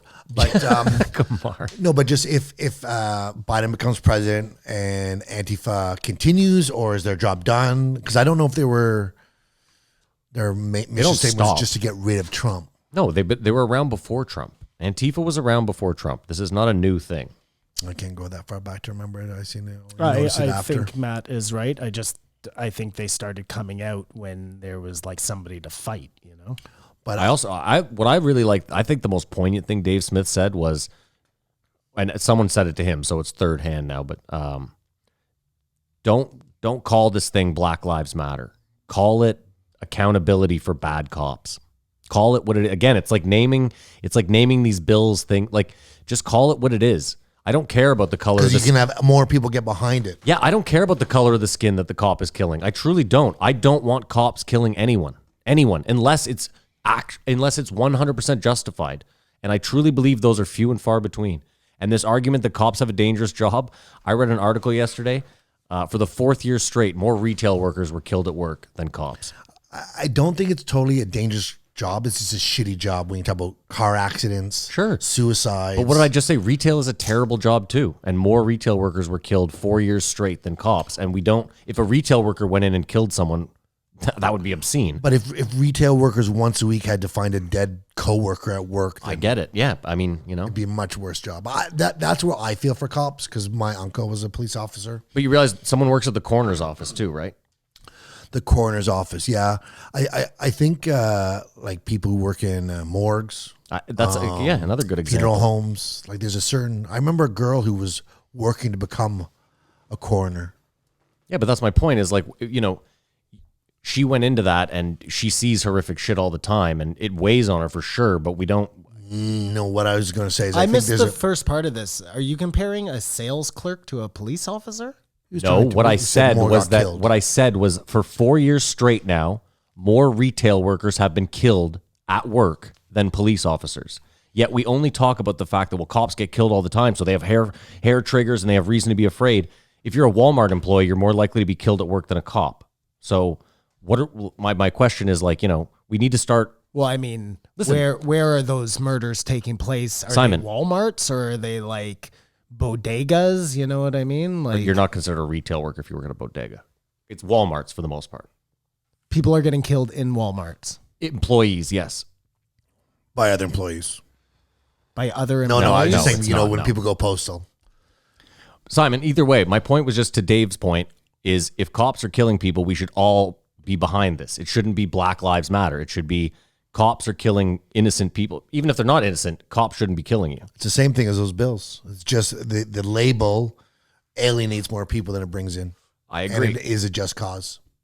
And this is a just cause. This is something we should all be behind. It's surprising, though, under the duress they're allegedly under, that more cops don't go postal. Well, they're not going to kill each other.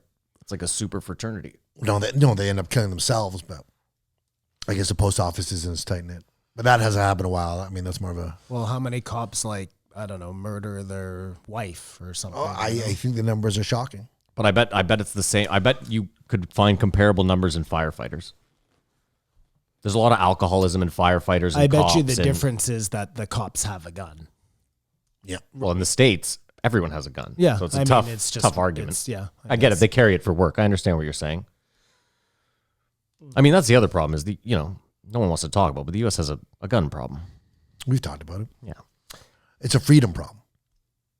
Freedom is more important than anything to them. Yeah. And it may not be a problem. It's just their cultural I get it. Yeah. makeup. And I mean, again, they are more Please do this mask stuff and they everything. are more free than us, but I've never in my life living in Canada felt like I wasn't free. Does that make sense? Have you ever felt like you weren't free? Other than when we heard Mike Ward? It's just our cultural differences are so... I get it. I know. You know how we're like more polite? When I used to travel, everyone say Canadians not, are great. Well, not if you try to sell cable to people, I'll tell you that much. But it's like people say if you go traveling, the Canadians are much more polite or nice, and Americans are more boisterous or whatever. It's always generalizations, but it's their brand. I just Love it or find hate it. I just find that just to not. I don't know that that's true. Like I've been to a lot of places in the States. I've met so many nice people. Oh no, I've never been bummed out on Americans like for finding their behavior. Well, no, I'll say this: Atrocious. I found Americans to be terrible people, but the same amount. Like I could walk down the street and find you the same equal amount of terrible people in Canada. Yeah, it has nothing to do with American or Canadian. People are just shitty. That I can get behind. But his question was more like the freedom. Like, does American feel more free to make decisions and do stuff than we do in Canada? I don't think I feel.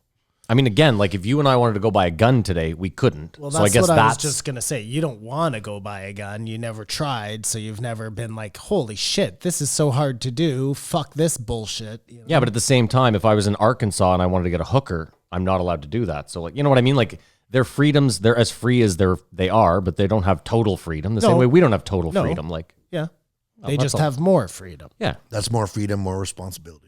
I mean, again, Yes, with great freedom comes great responsibility. the thing that fucks me up, like you said, I don't care about the gun. I don't want to go buy a gun now. Maybe I will down the road, but the freedom of speech thing really fucks me up. That Mike Ward thing, still to this day. I mean, we can smoke weed and they can't. So who's more free? Well, they can some places, but the federal thing, you think? I want to know. That's numbers I want to know. I want to know in legal states what the gun violence is like versus non-legal weed states. Where marijuana is Yes. legalized. And they can't give us those numbers for 10, 20 years. Is it of lower course, but- or not? Yeah, I'd Well, like to and know. you have to let the black markets in those places disintegrate before you can get like legitimate numbers. Well, on that's why I that, said you you'd know? need Yeah, 20 years. 20 years. Exactly. But no, but even then, I just want to know if pot, you actually don't, Simon, because I just want to know if pot is legal, if you don't have to hide it anymore, and if anyone who wants to smoke it can smoke it, you could probably get a number after 5 years, black market or not. I mean, maybe you'd get a number from there are less people like drinking and using firearms and more people smoking weed and using firearms. So there'll be less, I don't know, like accidents. I would definitely rather someone was high with a gun than drunk with a gun. I think it's telling that the mainstream media is in the pocket of big pharma, and that there's no talking about like New Jersey, a bunch of states legalize weed. What the interest of that, or Oregon decriminalize drugs, or I haven't psilocybin in DC. seen more than one article about Oregon.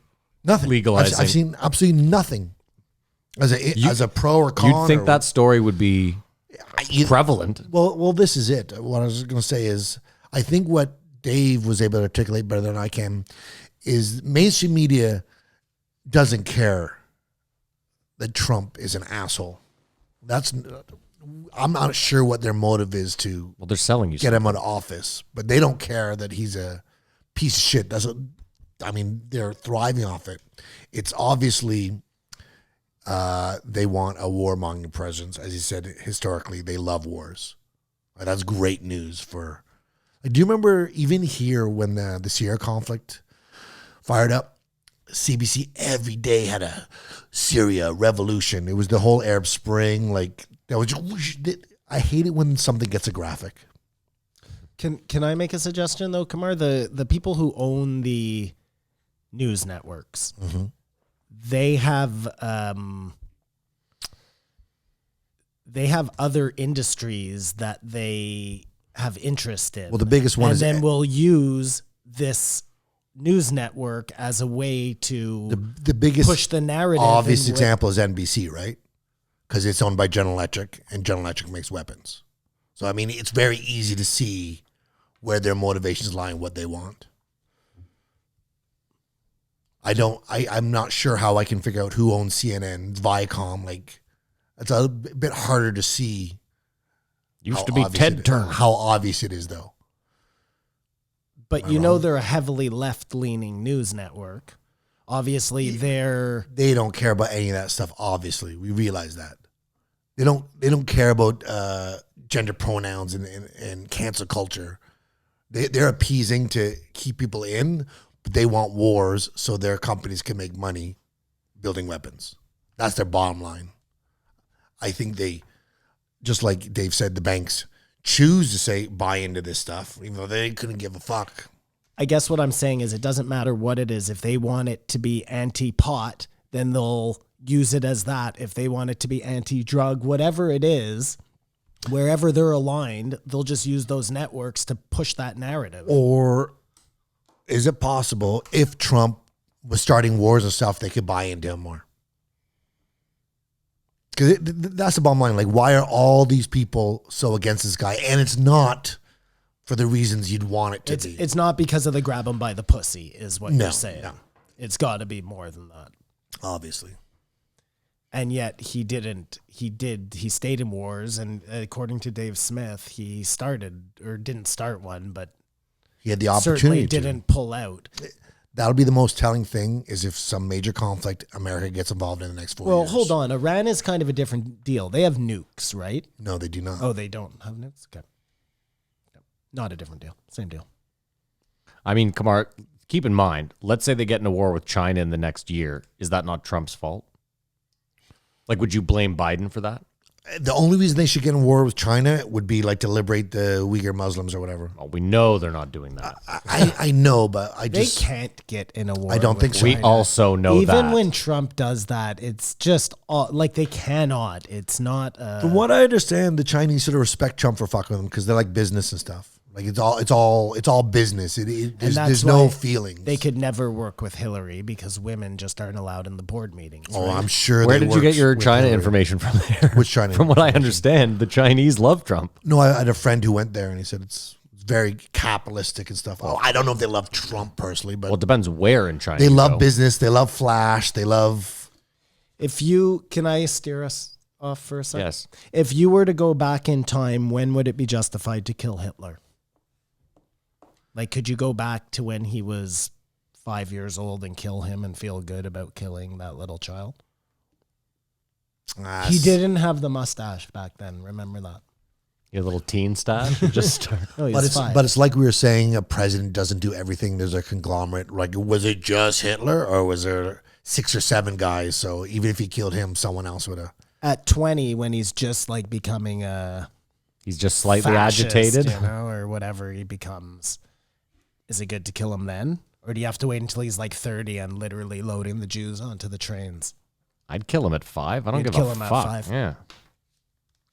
That's a cool idea for a movie, eh? You just go back in time and kill Hitler as a child, but you have like it's just the struggle. It's, like you have this opportunity, you have this time machine. If you're go guaranteed, back that and makes a kill him? difference.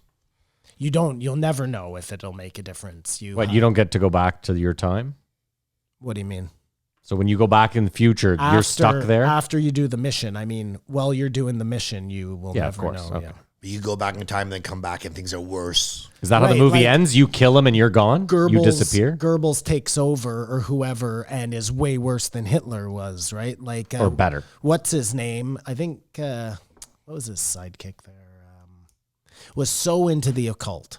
So maybe he like goes off the deep end, you know, and who knows what happens.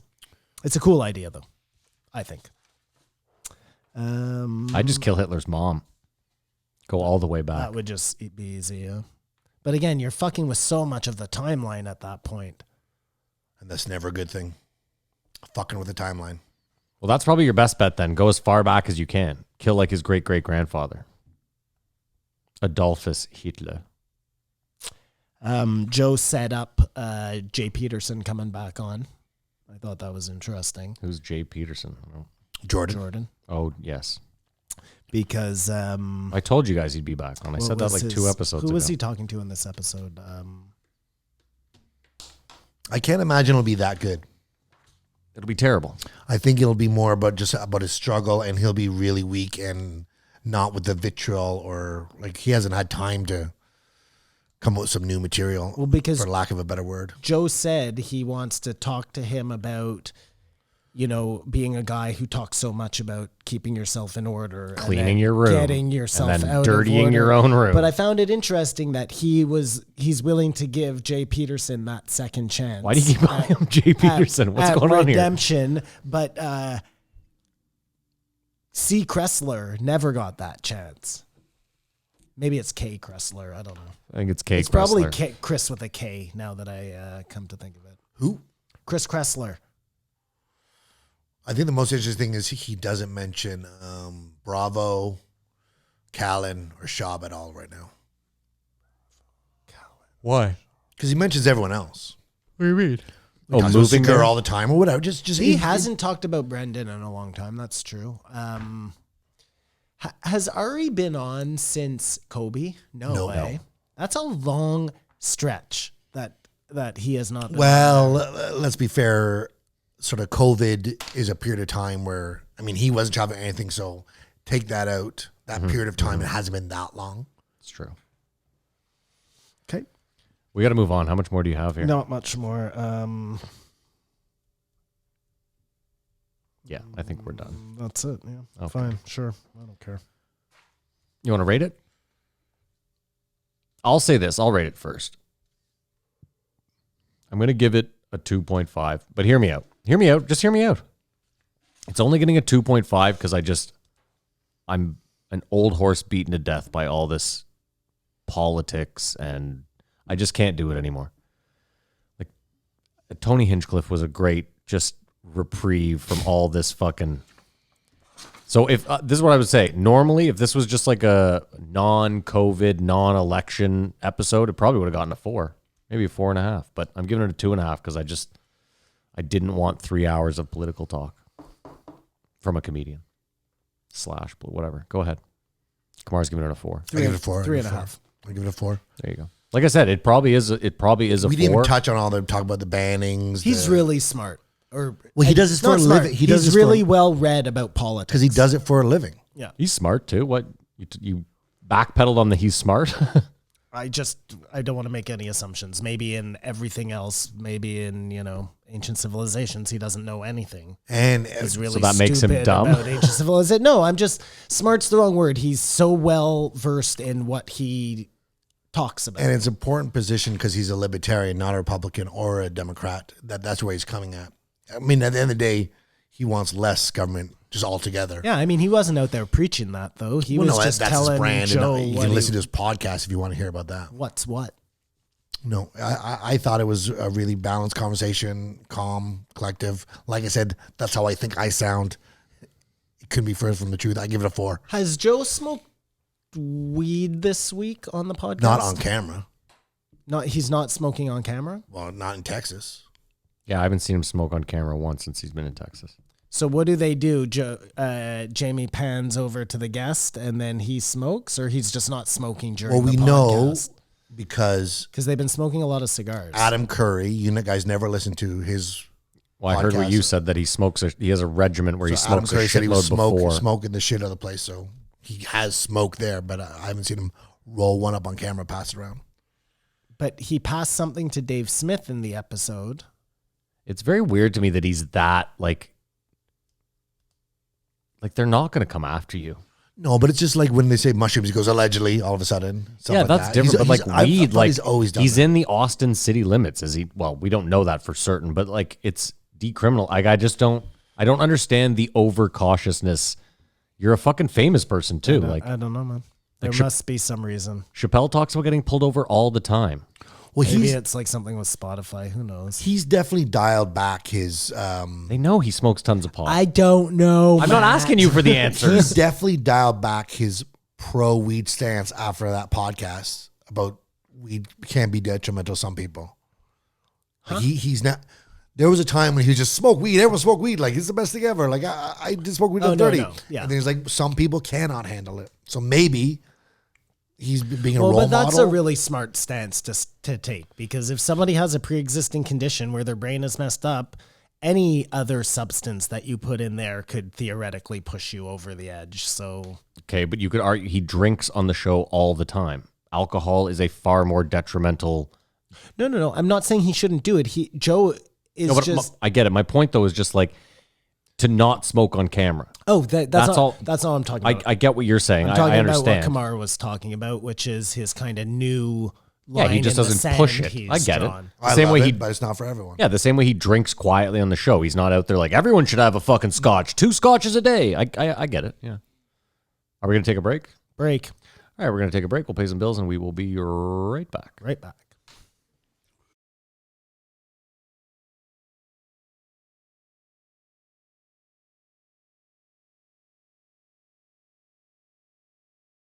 Simon, before we start, could you actually give the listeners just one last time what the acronym stands for? It's Hold on, let me see if I can bang it out. It's multi-optional conspiracy advocate. Correct. Spot on. That's it, my friend. MOCA, baby. Clear that You up. can have multiple opinions and theories about any given subject, Even if they conflict.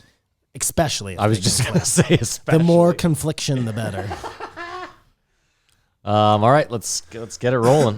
1563. Who is this? The Golden Pony Tony Hinchcliffe. There you go. I'm surprised you enjoy this so much. I understand your reasoning for enjoy it because it was sort of outside. I wasn't saying I wasn't even saying I enjoyed it. Okay. I was just saying it's like I want more of these. Just a comedian talking about shooting the shit about whatever. Kamar, sorry, I have to cut you off just before you start. Are we going to talk about golf? Is that what's about I'm to happen so here? sorry. I'm so sorry. I got mad at, or I got on you last week when you said Tony Hinchcliffe and the golf. There is nothing more frustrating than listening to somebody tell you about how great something is that you already know is great. Yeah. But I think that's my problem. Yeah. that I Hold have on that. though. I would agree with you guys. I will agree. There's nothing more frustrating than when I tell Simon something is great for like 6-7 months and he flippantly ignores me, Story of my life. and then to hear him be like, you know what I tried this weekend? And- YouTube. yeah, and you're like this motherfucker. Yeah, that. But I couldn't even, I had to fast forward him talking about the golf because I was just like, first of all, you're new to it. So you don't even really understand yet. You're just in like the honeymoon It was phase. annoying though, right? You haven't even got to the like wanting to pull your hair out, to wanting to quit, to actually quitting and coming back. Like he's still fucking his He's in the- girlfriend he's in the in honeymoon the phase. first 3 weeks of the relationship. I think listeners need to know if you're new, or maybe I think we've only mentioned it once. Simon and Kamar used to not just be really into golf, because that they were. They were so into golf that they started a golf apparel company. That is correct. And that golf apparel company was called Triple Bogey. And if I remember correctly, the logo or the slogan of the company, I think one of you is going to have to remind me, what was the slogan of the company? Find your balls. Oh, there was another I one. forgot that. There was another one. I'm There's pretty many. sure. What was the main one at the end? Riot, please. Oh, that's it. Yes. Riot, please. A playoff of Instead Quiet, please, please. which are the signs they hold up in the golf Yes, I know. crowds, How apropos now, which are though. called, Kamar? What are the gallery? The gallery. See, I'm not even a golfer, and I non-existent know. gallery at the Masters that's going on right now. Kamar, hold on, though. I love that. This is hilarious to me. Kamar talks about how he's like, all you get is your information from Joe Rogan, and then you fucking repeat it to me. And he's like, Tony's telling me stuff that I already fucking know. And then you come to us and you go, you know they're playing the Masters right now? You learned that from him. No, No, he's probably watching the Masters. I watch the Masters. I still love golf. Okay. I remember because I'm working with a guy right now who just discovered golf, and it's so fucking annoying because he talks to me about golf like I don't know anything. And I mean, I used to play golf every day, like 4 times a week. Yeah, I know. I used to play golf fucking a lot addicted. too. I know you guys did. And more to the story, I can't play golf anymore. Well, that's- because of yeah. an injury. That's a sad and thing. now I hate it. I hate golf, and I hate anybody who talks about golf, and I don't want to hear about golf, and I don't watch it anymore. Not true, though, because I bought Rory McIlroy golf for PlayStation no. 4. I definitely wanna And play- Simon and I used to gamble religiously on this fucking game. And I like video game golf. I'm just saying, like, I used to watch golf the Masters all weekend. I'm in front of the TV. Now I can't watch it because it makes me so jealous of not being able to play it. When Tony was talking about it, like Joe flippantly, he interrupted him. He cut him off a bunch of times. The whole podcast. But Joe, he should have listened because it was so like archery. It's one of those sports that you have to like master so many things. I think Joe would get addicted to it. I think so too, man. And I think the frustration part I have is like now when I listen to Tony, what else does he know about that he's going to figure out that I already knew? I mean, it's my defect, obviously. Well, but you got to see the thing that fucks me up, Kamar, is like, it's not like Tony's older than you. No. No, but that's my point, though, is like, if it were an older man than him who had just discovered golf, I could get him being frustrated. But like a young, like he's kind of. I discovered golf at 25. I was younger than Tony. If it was Joe, My point, though, is like, Tony's what, 30? 5? Okay, fine. I mean, 35 is usually when most people start golfing, is it not? No, it's like 16. No. If you're gonna be good. Most people start when they're older because of business or whatever. what I'm saying. It's the few who actually start. Like we're just so competitive as kids that we were always looking for something else to do, and then we started playing golf and got hooked on it. You know. And there are other sports that they're miniature versions of. Like Car racing. Yeah, go-karts. Go-karts. Good one. What Even else? then, RC cars and shit. They have those crazy little fucking Even that's smaller. like- Yeah, let's level it That's down a another bit. level. Yeah. No, it was But just, what else, Kamar? that's enough for me. Ping Just, pong, miniature tennis. Yeah, table tennis, yeah. I guess that's sort of a sport in itself. That's an about, Olympic sport. No. Yeah, it's now an Olympic sport, but that is a smaller it's version. A smaller version of a bigger game. Yeah. Anyways. I guess it's not though. It would actually be like the smaller version. Smaller version of tennis is like waffle ball. Watch us find out though that table tennis was first, and that they then just were like, maybe we can do this large scale outside. Well, that's it. Well, why can't it happen that way? Well, that's what I'm saying. Is it we could never thought of totally that. be Yeah. the reverse. Joe is just making fun of golf, saying it's the only thing that there's a miniature version of, and that's not true. Skateboarding, tech decks. Oh, stop now. Did you know that skateboarding actually started with tech decks? No. It's the other way It's around. like this little piece of wood, and they put these tiny little whistles. Chicken or the egg. My point being, to summarize this podcast off the beginning, is it almost felt like when Brian Redband's on. Like a And Joe. Joe's just bouncing Yeah, off yeah. ideas. Because I think Tony, I mean, he loves golf, but otherwise I think he's a bit depressed. Like he's out there performing, but his whole life is He has a wife, and he's perfectly fine. no, but comedy is number one. Like can we say the Comedy Store is done? Yeah. Or never to be what it once was? I also am dead wrong about. I think Joe is like just waiting for it to end. He seems almost happy about it, which I found odd. I think he's just I wants think he to just watch California Fuck burn. California, yeah. No, but Which is also a really shitty attitude, might I add. Like I get that you moved, but it's almost like he wants to have an "I told you so" attitude. You know what I mean? Like he wants to be able to 5 years from now, when California's fucked, be like, told you, I Because he moved. vehemently disagrees with how it's being governed.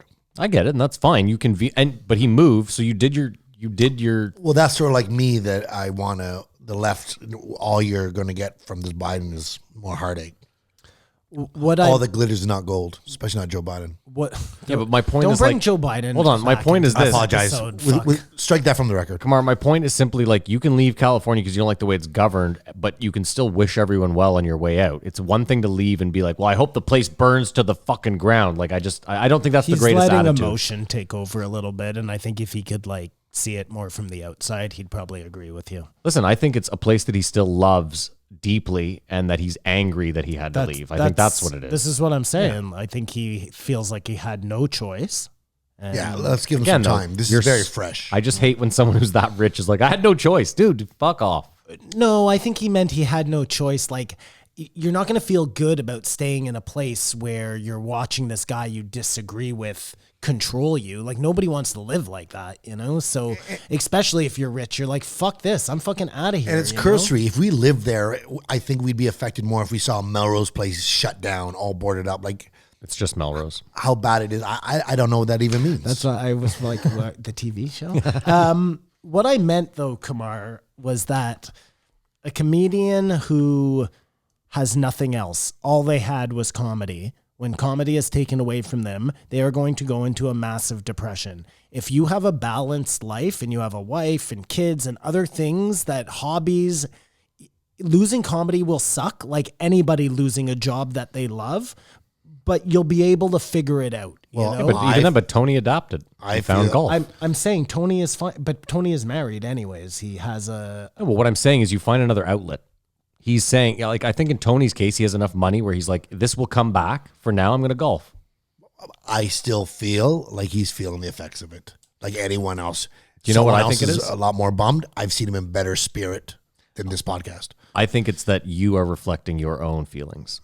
I think it's that Projecting. Yes, I think it's that. Sorry, thank you, projecting. I think it's that you are, and I get it. I mean, I understand why you feel that way. I think that you're feeling very bummed out that comedy is not around right now. And I've been vocal about that. oh, I know. very I'm bummed not. out, but I'm not saying it like I've you're just hiding heard it. Tony on the podcast many times this was the lowest energy. I mean, it was about golf, and then really, Joe talked the rest of the podcast. I think he interrupted the golf to compare it to pool, the Philippines, golf and pool outside. But when he was talking about golf, you could see. So had he been allowed to continue, maybe he wouldn't have felt so You know what I upset. think it also might be, Kamar? I think it's that those two, prior to this, toured a lot. They spent a lot more time together. They had a lot more, you know what I mean? Like if, I think if Joe didn't have this podcast, he'd be bummed out. Not sure, performing. but what I'm saying is like, you know, when I moved back from Vancouver for the first week or two or a month, Simon and I didn't exactly have a ton to talk about. But once I had moved back and we had more more relatable stuff, I don't know. Maybe that's but it. they haven't seen each other in a while. Maybe they really had nothing to talk about in the off-camera first talk. place. Maybe he hates Tony Hinchcliffe. Oh, we know that's not true. No, that's not true at all. But Tony, a doorman from the Comedy Store, like Rags to Riches story, Ohio. Then there's some good healthy chimp talk. And then Jamie added the lawyers representing the chimpanzees. Oh my God, that was fucked. Do you know when you see a cop like directing traffic or something, you're like, you must have fucked up. Like, why we do this job? Do you think these lawyers are like getting punished for this, or just advocates for animals? No, I think there's a payday. Or again, you know what, Kamar, think about it. We are now talking about like if you read that article, it probably says the law firm. There's some publicity in there. To get You know what involved with his promotion. There's You always wonder why a lawyer takes on a serial killer or whatever, that they know this wrong, but it's... that's it. It's high profile. It Like, gets you- why did Skeletor take on what's his name in the second season of Making a Murderer there, you know? Exactly, yeah. She She- did it because she was like, I'm going to be on a Netflix documentary. Skeletor wanted to get She was famous. hot. Well, I thought we were going to make fun of lawyers for a bit there, but we'll just literally... No, we can make fun of lawyers all you want, for sure. No. And then he complained about remakes of movies. And I thought this was a good segue for the movie game. Beetlejuice. Just before we do that, what's your least favorite remake of all time? Someone pointed out a couple months ago, they were like, you guys need to get it straight. What's a remake? What's a reboot? Well, a reboot And what's like a prequel? is when they do like Ghostbusters as girls. Yeah, and a remake is where they just I think their sticking point was we were talking about Blade Runner, and they were like, Blade Runner is a sequel. It's not a reboot or a remake. Yes. We were talking about... Blade Runner 2020 or whatever it was, Only in or the name. 2022, Well, whatever the fuck. goes. Dune will be a remake Yes. based on someone did it and now they're doing it again. Yeah. It's funny because this made me think real quick. We'll get to the movie game, but it made me think like there's so many movies that have been done and then they do them again and you're like, oh, why would they do it back then before they had the technology to do it right? But there's never a right time. I think the Batmans and the Spider-Mans are reboots. Yeah. They're not remakes. They are reboots because each one is different. Yeah, but I don't think that's I don't know. That's a weird one. That's a really weird one. Well, no. What I was gonna- Batman for sure. They keep showing their interpretation of how he comes about. I mean, it's still the basic story. Out to the play with his parents, and they get killed, and then It's a remake of the Batman franchise, but a reboot of every story. That's a weird one. I'm gonna have to see what the internet says about that one. So Beetlejuice. So Beetlejuice. It was hilarious how Tony sort of described it as an anthropologist, like the pitch meeting. You know what I mean? So they go in this haunted house. I thought that was It's one of my favorite his shining movies, moment. Well, Beetlejuice. I love it. if you try to explain to what it's about, you have to go see it. And Michael Keaton's got to be on the Mount Rushmore of actors. Michael Keaton was also a shining star in the Comedy Store documentary. Because he started as a stand-up. No, I know, but like he's everywhere. I'll He's say this: everything. I knew he started as a stand-up, so I wasn't like surprised. But it was nice to see some of his old stand-up. And Mary had no idea. Oh, the bubblegum joke is the so bubblegum amazing. joke was fucking incredible. What was the bubblegum joke? Remember, he pulls out the Bazooka Joe, and he's like, he does it like he's just gonna read the simple Bazooka Joe, but it's like a super long, introspective. Like I couldn't do it any justice. He goes, Bazooka Joe says, throw this out the window, see if it flies. And so it's like the beginning of the joke, and he goes, but what is flying in this world? He goes all into this, breaks it down. Obviously, it wasn't written on the thing. But it's the movie game where Matt and Simon go head to head, find out what year a movie came out. And the budget and the box office. This one is Beetlejuice. The hot Winona Ryder, but I don't think I can say that because she was too young. Alec Baldwin. I bet Winona was like 19 Gina or Davis. 20 in this. Well, then I can say she was hot. I can't look because I'll fucking find out the budget. No, you cannot. My bad. Directed by Tim Burton. Yep, knew that. Alec Baldwin, Gina Davis, Jeffrey Jones, Catherine O'Hara, Canada, Winona Ryder, and of course, Michael Keaton. You know, Catherine O'Hara wasn't even supposed to be in Schitt's Creek. I did not know that. That worked out well for her. Eugene Levy called her up and was like, listen, we're shooting this pilot. I just need you for like a 5-minute scene. We'll never call you back. You won't have to do anything else. And then they picked up the pilot, and Eugene had to call her back and be like, all right, how do you feel about working? Oh, well, And I guess she was like, all right. the magic was on the screen, obviously. And you guys both love Schitt's Creek? I don't Never love it watched as much as it well as done, but I've never watched Yeah, it. it's funny. cool. Right on. All right. What year do you think this movie came out, boys? Simon, you go first. 89. I had 91. It's 90, isn't it? 1988. See, Knocking on heaven's door. I boy. couldn't decide whether it was a 90s or 80s movie, and I went 90s. Terrible. Hold on, I got to write that down. 88. Like, I took the worst time to roll a joint. Simon, write your shit down. Go But ahead. this is joke for joke for joke. Great effects. I love it. And I wonder, like Tony said, no way it could be made now. I think with the right actor tied to it, anything could be made still. Although these vaccines got to come out soon or there will be no movie theaters. I saw, I guess they're making a Home Alone remake with Ryan Reynolds. And whoever made Home Alone was like, this is an atrocity to cinema. Or something like that. I was like, it's already an atrocity to cinema. I saw on that here? they're redoing Scrooged with Kevin Hart. I mean, Scrooge wasn't a great movie in the first place. Scrooge was a great movie. Was it? Scrooge was a great movie. With Bill Murray? And Bill Murray Great often plays a bad guy turned good guy. The hero's journey. He's on the Mount Rushmore too. He's done it all. I don't think he's ever won an Oscar. Lost in Translation. My bad. Or no, maybe just the movie one or the director. I don't know. He didn't. I don't think he won for that. But that'll be a big loss. The best Okay, story is guys. that one of Bill Murray showing up to that house party randomly and doing the dishes. Or a bar and just bartending. That's incredible. What a guy. How much does this movie cost to make, guys? As Simon looks it up. I'll go first. No, I'm looking up if he won an Oscar. Best Supporting? Oscar in a leading role in translation. Oh, he Nominee. did? Yeah, nominee, yeah. Who won that year? I don't know. Always a bridesmaid, never a bride. I said it cost $17.4 million to make, and it made $49 million. Wow. Well, I said it cost $17 million to make. Get the fuck out and of here. it made $114. It cost $15 million to make. And the box office was $74.3 million. We're right in the middle, both of us. Right Literally, in the this- middle. You're that is under, a you're fucking- over. No, I right in said the middle. I had 97. That was my original nominee. Would have made a difference. But It would have been a little bit closer. yeah. But anyone who hasn't seen Beetlejuice, get on it.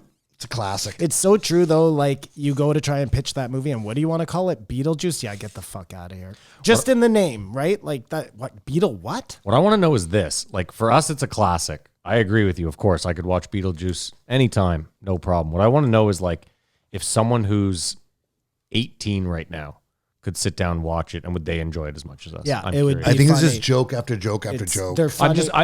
But I agree with you, but it's like Airplane. You know what I mean? Like if an 18-year-old sat down and watched Airplane, are they going to laugh? I don't know. I'd like to tell us if you're between. I'm gonna have my son watch it with us tonight. Tim And I Burton. will report. Hold on, are you going to back to force you. him to watch it with you tonight? Because that's going to get a Well, bad I'm rating. gonna force him to watch a movie with us. He never wants to do anything with Tim us. so. Tim Burton is. I think most of his movies are timeless. Is it a Christmas movie at all? Beetlejuice? No. No, It's too bad. I think it's more It's of no a Die- Halloween. it's no Die movie. Hard. That's too bad. What did he say turned into a Christmas movie at the end? Edward Scissorhands. Oh, Edward Scissorhands. That is a great movie. Oh man, that would have been a good movie. Classic movie. Maybe we should do back-to-back Tim Burton movie. No, we already days. have a 4-hour podcast. going. And Let's, well, it brings me to the point that they made about Johnny Depp. He made out like a. I think he's lucky that worked out. that what worked out? That he doesn't have to do the movie and he still gets paid because the paper called him a woman beater. Yeah. And it stuck. when really he was the BD. Yeah. So I think his reputation took a bit of a nick, but he's laughing otherwise. The highlight, I think, of this podcast was Joe jabbing at Jamie about Snopes. Yeah, that was It hilarious. was really hilarious. Okay, wait, before I forget though, Butterbean. Yeah. I was with Joe. I remember, was it Bam Margera who fought Butterbean in a ring? I think it was the guy who died in the Porsche. No, listen, you guys, I was sitting there the whole time going, what they're talking about never happened. It was Johnny Knoxville in the at the I swap remember, I absolutely remember at the department store or whatever the fuck, it was inside a department something.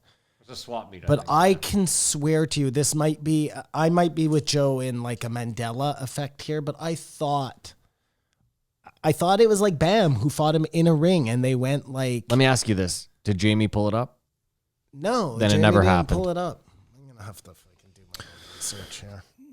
That's pretty You're solid. with me, reason, right? yeah. Yeah. It's like, I don't know what else to say. Although he's butthurt that Joe kept About the Snopes Snopes in him, thing? So he was like, maybe no, he's never like, happened. I'm Fuck under you, protest. Did you guys end up watching Cobra Kai? Joe. No. Yes, I did. It was fucking horrible.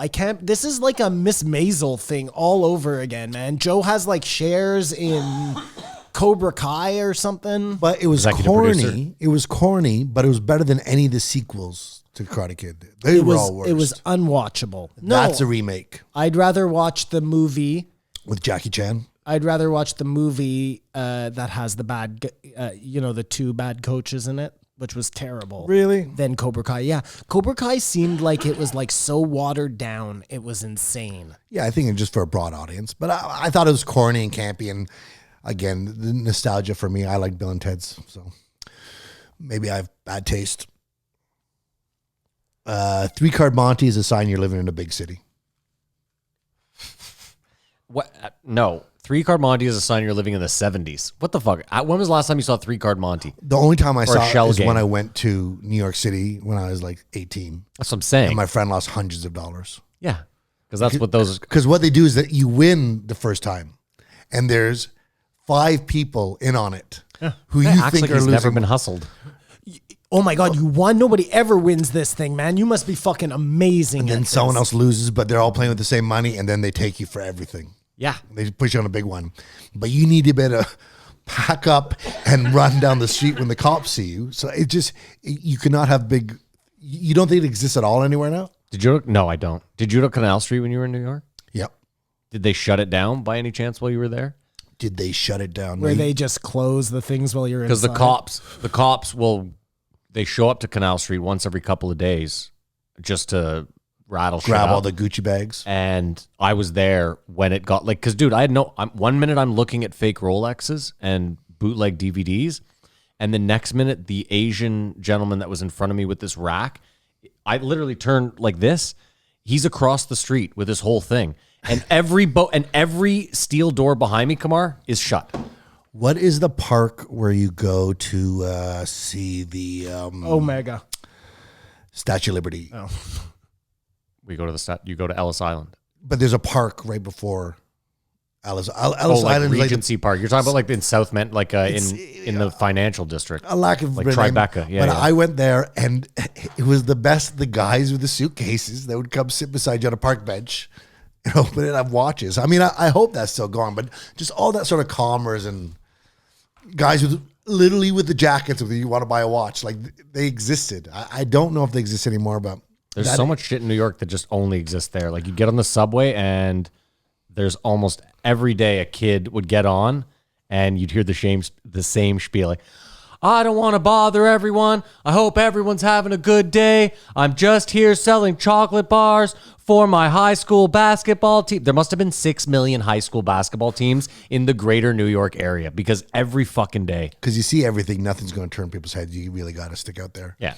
One thing Joe said that I think justifies a lot of his repetition and forgetfulness is how he's talking about he saw the guy and said, "Oh, I think I might want to have him on the podcast." And Had him on before. I'm dying to know who was so forgettable. Why? that Joe Well, yeah, I couldn't guess that's why he remember. didn't mention who it I was was. hoping he would slip. Just going back to Butterbean for a second. So yeah, it turns out he didn't fight Bam Margera or that other guy. Ryan but Dunn. Thank you. As Tony pointed out, he did fight in that. Remember, I was telling you guys about that wrestling show? And one of the episodes was all about the battle where they fought. They got the wrestlers to fight each other, but like in real life. No, but I'll take your word for it. Well, that was it. And at the end, Vince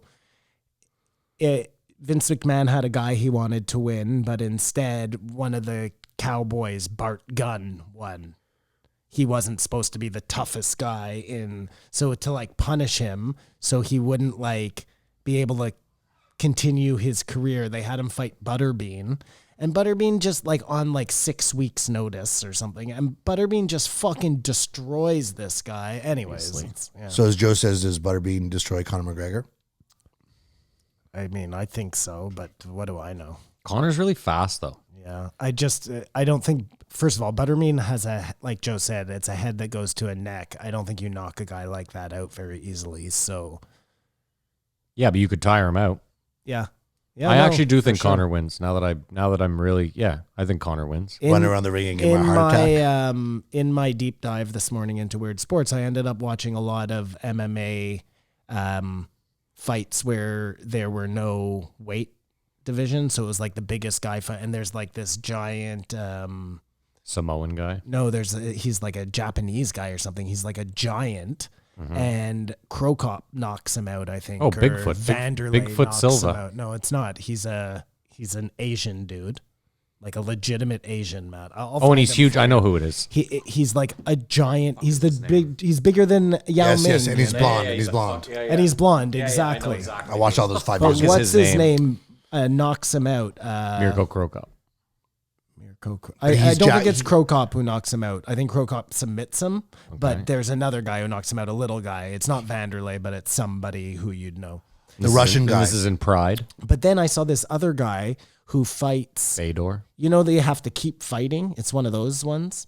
What do you mean you have to keep fighting? What does that mean? You fight No one rounds? time. No. If you win, then it's Oh, like a it's a tournament. tournament, You yeah. fight 5 times in a night, maybe. tournament, yeah. This guy was like the smallest dude, and he knocked out like 5 huge dudes, like giants. You know, it was crazy. And then in this rabbit hole, I'm sorry, I'll stop this in a second, but I watched the 3-on-3 UFC fighting, which is such a fucking, it's craziness. Have you seen the 5-on-5? Well, I ended up watching this Russian boxing one where it's seen that. kickboxing where the two come up, they fight each other, and then this guy stays on until They're waiting the wings to go. And so this guy comes out, he's this little guy, and he beats the first 4 dudes. So there's only one guy on this, but then he gets fucked, and then this guy beats the next 3 guys, and you think he's gonna come back, but then he doesn't. That's all right because at least it's 1-on-1. But the 5-on-5, it gets brutal. Well, I imagine it's like the 3-on-3 where if one guy's, they just turn around and punch him while he's on the ground and like. Yeah, it doesn't. And they're not. We always talk about how the UFC fighters aren't making enough money. I doubt these guys are making. Oh no, this I like is. how Kamar whispers that like Dana's listening. We always talk about how you. No, I'm just trying to talk about. Well, he's already worried about being on the Trump blacklist. No, put me on the list. Number 1. Then they talked about David Blaine, and we all agreed the frog was the least impressive thing ever. Like all the drink of the water. I could throw up too. Had he just taken the frog down and popped it out? We have some of the card tricks. All that is amazing. I wanted to see card tricks. Did he even show us any card tricks? No, he wasted them all on the crew when we weren't watching. Yeah, and we got stuck with fucking ice pick through the arm, which again, just gross. Let's keep in mind, none of it works for a radio show, or a podcast, like an audio podcast. Like card tricks aren't going to work. Well, no, but we watched it. You watched it. I didn't. I listened to it. Well, you should have watched it. Well, I'm just saying though, it is a podcast. It's an audio. Well, It's like when the what's throwing his up name was came the on. worst. It was, Of course. watching Audio. him throw the water up was hilarious. Listen, if he had stuck the frog up his ass and regurgitated it, now we have It something. was just the least impressive thing, not worth mentioning. That's all I wanted to say. Dude, I ended up was watching some disappointed. Jackass this morning too, and the one where he puts the car up his ass. So funny. Ryan Dunn. Well, it's so funny because he goes in and the guy's like, The best is the doctor. Yeah, He goes, the doctor. How does it get there? And the doctor goes, "You put it up your ass." He's got the best but the accent.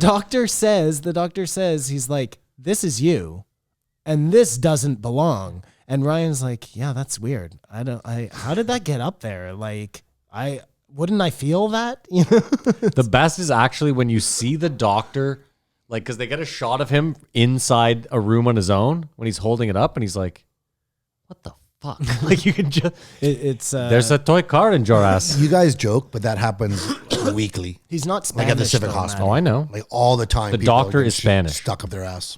I think he's like an old, like white Details, with details, like details. a Russian accent or something. He's Spanish.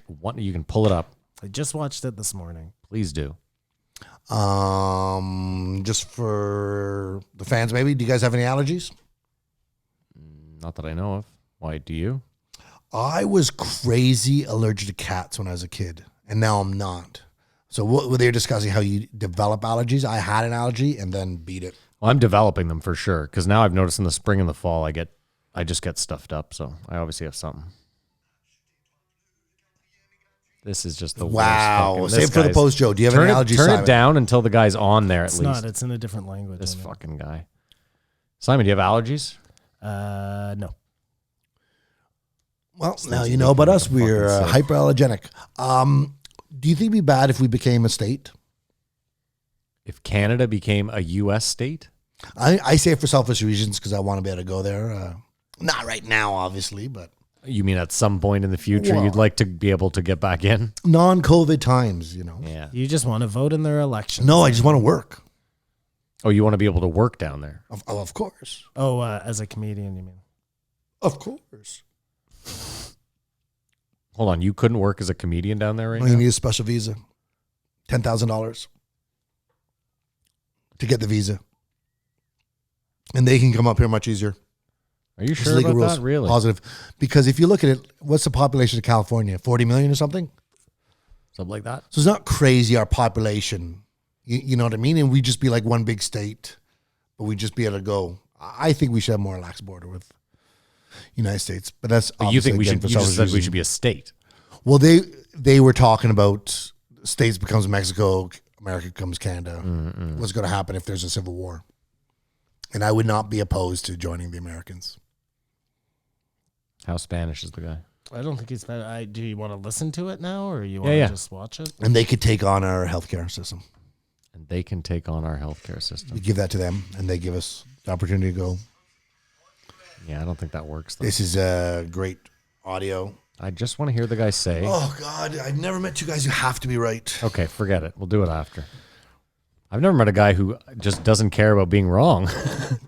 I'm wrong so often I cannot. And then an interesting point, Jamie and Tony both have to go for a piss. And Joe has like a nice reflection moment. I don't remember that. You don't remember when Tony and Jamie went for a piss, and then Tony comes back and Jamie's like, "Oh, sorry, I still gotta go for a piss. I just want." I And must have well, missed that part. they left, and Joe was like, "We need more empathy." It just spoke. It was one of the few times he's talking to himself. It was thoughtful. And it was almost like we talk how we, Philip DeFranco moment. no. It was just a deep thought by Joe, but it's like we've talked in the past that we'd like to see Joe do his own post show or something. It was just sort of a reflection on everything going on. I feel like you'd like to see Joe do like a Bill Burr Monday morning podcast. No, Bill Burr is untouchable. I I just meant you'd like Bill does it alone. I think is Joe my could point. do it. And then Tony came back and he said he thinks the problem is that America doesn't have an enemy, whether it be ISIS or Russia, like a clear and present danger, and that's why they're turning on themselves. You don't remember any of that? I wouldn't listen to Joe just talking podcast. Well, you did on this one for 2 minutes. Well, I didn't. Well, you don't remember it. Not my president. Not my president. I'm not sure. I mean, again, if it was like once a month for a half hour, you wouldn't. Joe's State of the Union kind of thing? Maybe, but Or some housekeeping or shit. I'm sure he'd do it with Jamie, though, so it would never Yeah. be him just I actually solo. think that wouldn't be a terrible idea if once a month Joe came on and did some housekeeping or was like, you know what, we mentioned this, and like instead of doing the Instagram thing where it like seemed fake and sure, better forced, than that for Yeah. sure. Much a la Tim Dillon. Have you ever watched his podcast? No. Maybe Because the guy once or just, twice. the producer just sits there like a foot away from him. and But you hear him snickers. laughing all the time, Oh, yeah. Tim's hilarious, obviously. One of the major comments in the YouTube is how gay Tony is. Yeah, everyone thinks he's gay. Everyone thinks he's gay, and his early material used to be how he's gay. He looks like his cocksucker lips. I thought he was gay for a long time at the beginning, but this is years ago, you know. And a lot of comments suggested that him and Tim Dillon would make a super couple if he was gay. Well, we know Tony's the bottom. No, he's the top. He's the top. The bottom's the one that takes in the ass. Yeah. And you think Tony would be the one giving it to Tim Dillon? Yeah. So the little guy is giving it to the big guy? Well, that's cuter. Yeah, that's interesting. I always was. Yeah, you don't need to know. Don't worry. Whoa. And then I thought Tony asked Joe a question that was sort of, I think it's off-putting for anyone to ask when he asks, how long do you think you're going to live? It's quite a morbid question, eh? Because you have to put that in perspective. That's so weird. And you don't want to jinx it. Like, it's just. Well, if you believe in that. Don't make people answer that question. I will. So how long do you think you're going to live? Well, there we go. I'm not That was answering. a question. I would not want to live anything past me being able, whatever that time is. I'll put it to you this way. I'm amazed I made it this far. Totally shocked. But now you're looking forward to living as long as you can. Yeah, for sure. I mean, listen, I don't know. But when you see people who can't walk and are so like, I don't want to be a burden on people. I guess you read books and your mind's still sharp, but I just don't want to be. Do you think at all Unable. about having somebody to take care of you? Kids. He's talking about kids. No, or even a wife. No, it's just like we talk about freedom, just the freedom to move and stuff is I think I'd rather die. Then have a wife? No, well, he's saying The wife restricts his freedom to I was just curious. I thought that's what he was saying. be dependent on someone. I mean physically able. So, because you're not even thinking about Loneliness? when you're going to need somebody to take care of you because you're just going to off yourself when you become that kind of a burden. I had heroin or something, but See, I mean, that thought I have all the time. It's heroin. You think heroin too, right? well, I know heroin will make you stop feeling anything or know thinking about anything. Yeah, I get it. But do you know that do you know for sure you would fucking, see, that's the thing is like, you don't know what an overdose is like. Neither do I. So I don't know that that's the way I want to go. Well, I feel like the older you get, the more chance that the overdose is your last act and not something you'd be resuscitated from. I guess, yeah. And I know on heroin, you don't know. Well, I get it. Listen, You don't know. I get it. I just think about that often. I'm like, yeah, because I'm not going to have kids. So And bleeding into our next guest, the only thing I say is in 20 years from now, I'll be 65. There's going to be some pretty amazing technology that I don't have to go anywhere and I can do anything in my mind. But If not sooner, if an X Factor is involved. if not sooner, if there's an next. Well, that's the thing about being mobile and ability. Who knows if they can fix you so that you can't walk and hip surgery or what be it. Then they just ended the podcast talking about how shitty LA is again. And looks like Tony's moving to Texas, which made me my initial summary that the Comedy Store is done. oh yeah. Like it might have a month where all the people show up, but it seems like Texas is now the new comedy hotspot. It made me think, I was like, it's got to be just so nice being, obviously this is an obvious statement, being rich, but like, no, but just the thought of Yeah, like, it must be swell. no, but I'm saying like to be that kind of rich where you can just, because like I've moved before, no one moved with me other than Mary. You know what I mean? So that was just like, it would have been great to just have the money to be like, I'm moving to Vancouver. Hey guys, why don't I pay for, or, you know, I don't know. Well, that's the thing. I don't think Joe's paying. No, they all have the money. I get it, but And I think he's, I don't want to say influential, but he is. I mean, Tony, Ari's not moving there, but Tom Segura, most of the people he's had moving owe their career to him. People from LA are moving. People from New York aren't moving. No. That's but because people Ari from New lives in York, New York. people from New York are like, my rent has never been cheaper. I can get around easy. But Tom Segura, Tom Segura, Tony Hinchcliffe, and Brian Redband owe them everything to Brendan Schaub. Brendan Schaub. Owes everything He to may Joe be moving Rogan. too, but he's not spoken of. Brian may have moved, but we don't speak of him. Don't know what he's up to. It's not, we don't speak of him. He's Bert's not spoken of. moving. Bert's not moving yet, but maybe if Tom and Push move. Yeah, maybe. I don't know. Yeah, maybe. Keep in mind though, Bert Bert's has, too busy selling out around the country on his driving tours. Bert has two daughters. Don't get me started. Bert has two daughters that are at a tough age to move. I give him credit for that. Yeah, just uprooting them. I think that's true. But I think when you're like Bert Kreischer's daughters, when you roll into like a new city, first of all, you're so rich and you're like, dad's the life of the party. I just don't think it's hard to make new friends, you know? Yeah, but I don't think you think about it like that. Like, I think you're like, But again, they might also love their city. Like Texas that's a big move. It's a big change. But from I California. think Bert does suffer from FOMO, and Oh, yeah. once everyone's gone, he might. Keep he in might mind feel the too, need to move. Bert's an opportunist. Bert might be like, you guys are all moving to Texas. I might just take over LA.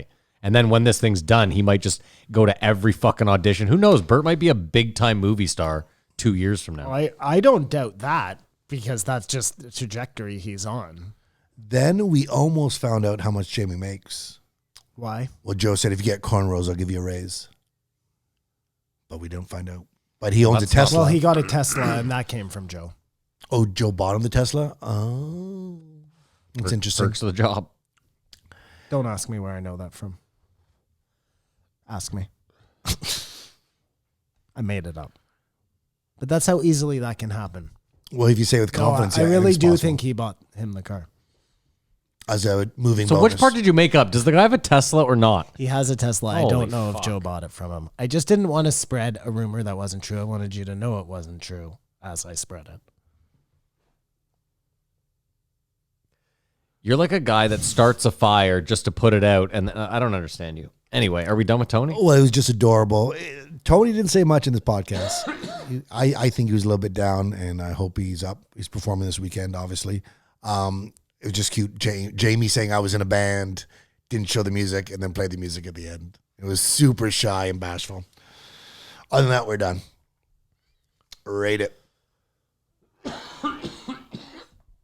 I give this one 3. 2.5. I'll give this a 2.5.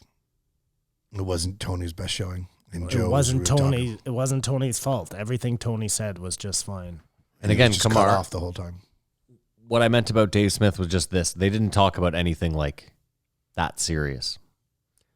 They didn't really hit politics. They didn't talk, they talked about LA a bit, but it Dave was Smith? no, Tony. Oh, you're comparing this Yes, to that. because I gave Dave Smith a 2.5, but I thought it was a 4 on. Well, Tony said he liked Trump. Okay, that's one fucking. Oh my god, this guy's the fucking.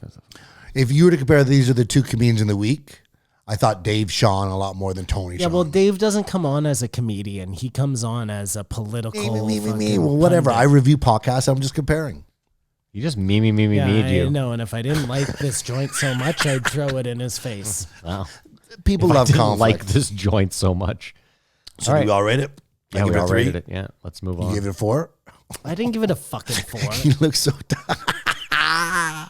The joke, the comedy here would be, but I like my. The real comedy would be that he'd go to flick it at you, it would totally miss and shank me in the eye. No, that'd be assault, just like spit in someone's face. So, sticks and stones, buddy. More stones. Well, Oh, I guess obviously you took and offense. sticks. Yeah. By the way, did you guys see? So not in Canada for some stupid fucking reason, but the Chappelle Show is on Netflix now, Yeah, and they removed one of the episodes. I did not know that. What? What episode? This is very interesting. They removed the episode where Dave goes into the physical internet like it was a place Okay. because Ron Jeremy's in there, who is currently facing 330 years in prison. Which I think he's going to get. Ron Jeremy is facing 330 years. in Ron yeah. Jeremy's going to do Ron Jeremy's going to spend the rest of his life. He's in a lot of jail. trouble. For what? Sexual misconduct. Really? Yeah. And the only reason I'm surprised by that is because I would imagine that so many girls would just want to fuck him because. Yeah, you think that, but maybe the type of girls that want to fuck him because he doesn't want to fuck and he wants something better. Because the only hot girls that get paid to fuck him. I mean, I don't know the details, but he's in jail. Huh. Or he's facing charges, and they keep coming. So Okay, well, listen, I at least like that as a reason to not put it on as opposed to like some You know what's weird, joke though? that- Why take the whole episode out? Can't Yeah, you just just edit take out that that part. fucking Yeah, sketch? it's Like so it seems weird. odd. Is there something else in that episode that they're well, that's covering it's for? easier just to remove the episode than to edit out the sketch. I guess How hard is it to edit out a fucking sketch? not very. Click, click. How hard boom. is just say no episode? Yep, blade, done. That's really it. Well, I don't know. Matt can speak to the ease of editing something. I mean, again, I don't know. Like, I'm not a professional editor. You are our editor in chief. Yes, but They have professionals. Like I they get would it. be able to do it in Listen, 2 seconds. I'm saying I And can't. if it takes 2 seconds to edit that episode to put it back up, it takes 1 second just not their episode. And it is Netflix. I know, but it would have given them more content. Like I mean, Simon's right there. You're both right. Kamar, you're right too. I'm more right. You are a little more right. Yeah. Always. Not always, but in this, yes, usually, but this time for sure. Okay, well. Either way, I just thought that was Matt's interesting conspiracy tidbit for you corner. guys. No conspiracy. Yeah, there's definitely a conspiracy in there. I think they're covering for something else in the episode that they don't want you to know about. Okay, well, you have Crave. You can go home right now and watch the episode on Crave. It's still Because there. Crave it's did not still take it there. out. Well, it's been on Crave. The Chappelle Show's been on Crave for years. Oh, yeah, that's right, nothing's, it has, yeah. Nothing's changed there. Maybe they're all of a sudden going to be like, whoa, should we be doing something? I'll let you know. Yeah. What are we, 1564? Adam Adler? 1564 is a Zoom. Adler? Doctor Sorry. Adam Adler, who came to sell a book Yep. about a common thing we all know. Yeah, I read it on my Kindle. Too much screen time. You would have listened to it on your podcast. I would have. On my podcast. On my phone, yeah. But what was interesting is Joe asked him what was the catalyst of this book he's selling. And it was Flappy Birds. Did you ever play Flappy Birds? I played it once or twice, yeah. I hated it. Well, Simon wasn't very good. I guess you did get addicted to it.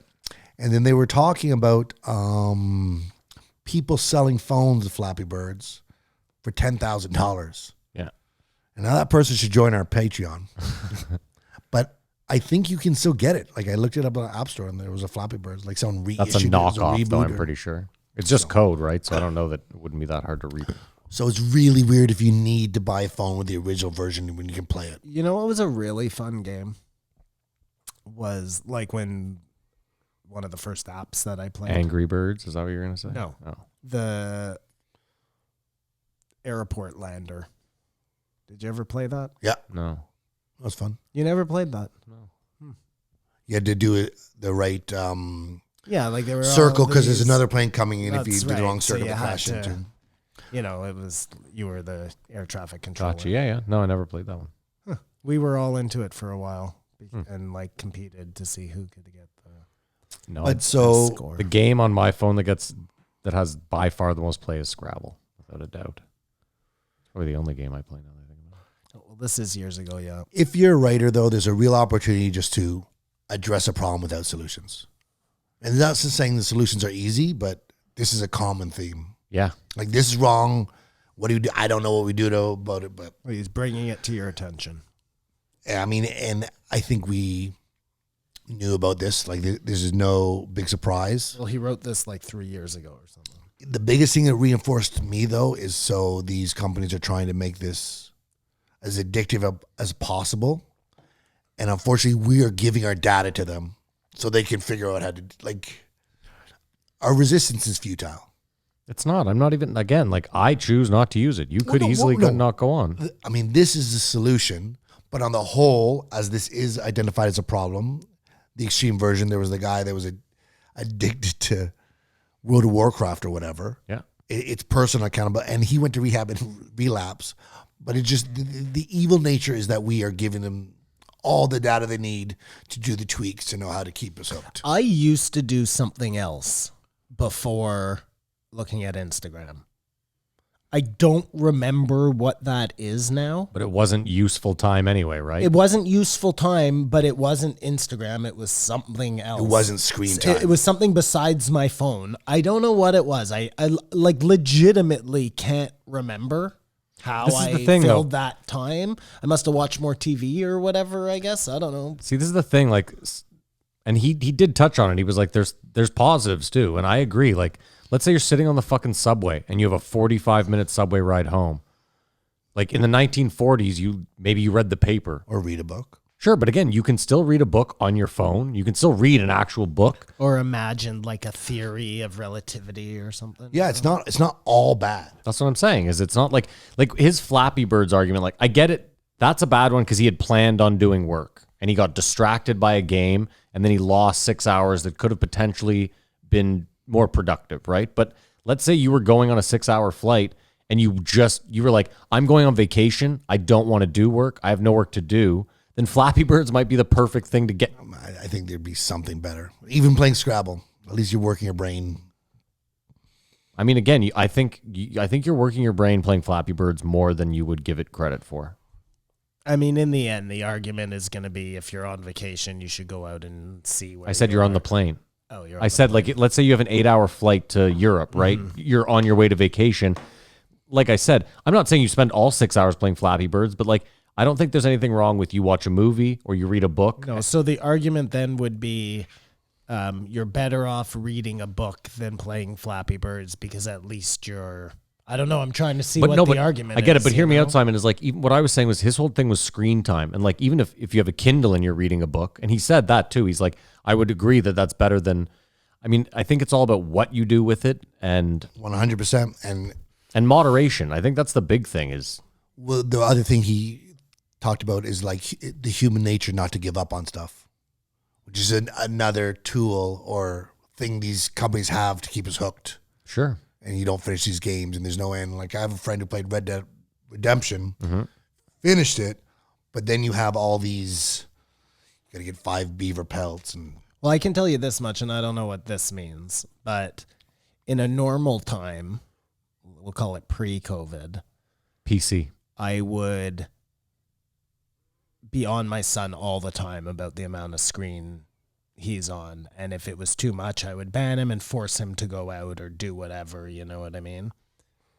But since COVID, because they're not really, do I want him going out and hanging out with a bunch of kids all the time when he doesn't have to, you know what I mean? Like they're all just on like a stricter lockdown, you know what I mean? So I'm less. it's harder to ban it. Yeah, but I wonder if there's like some. But Simon, I'll give you 2 examples. Like when I was young, I had systems and I liked playing video games.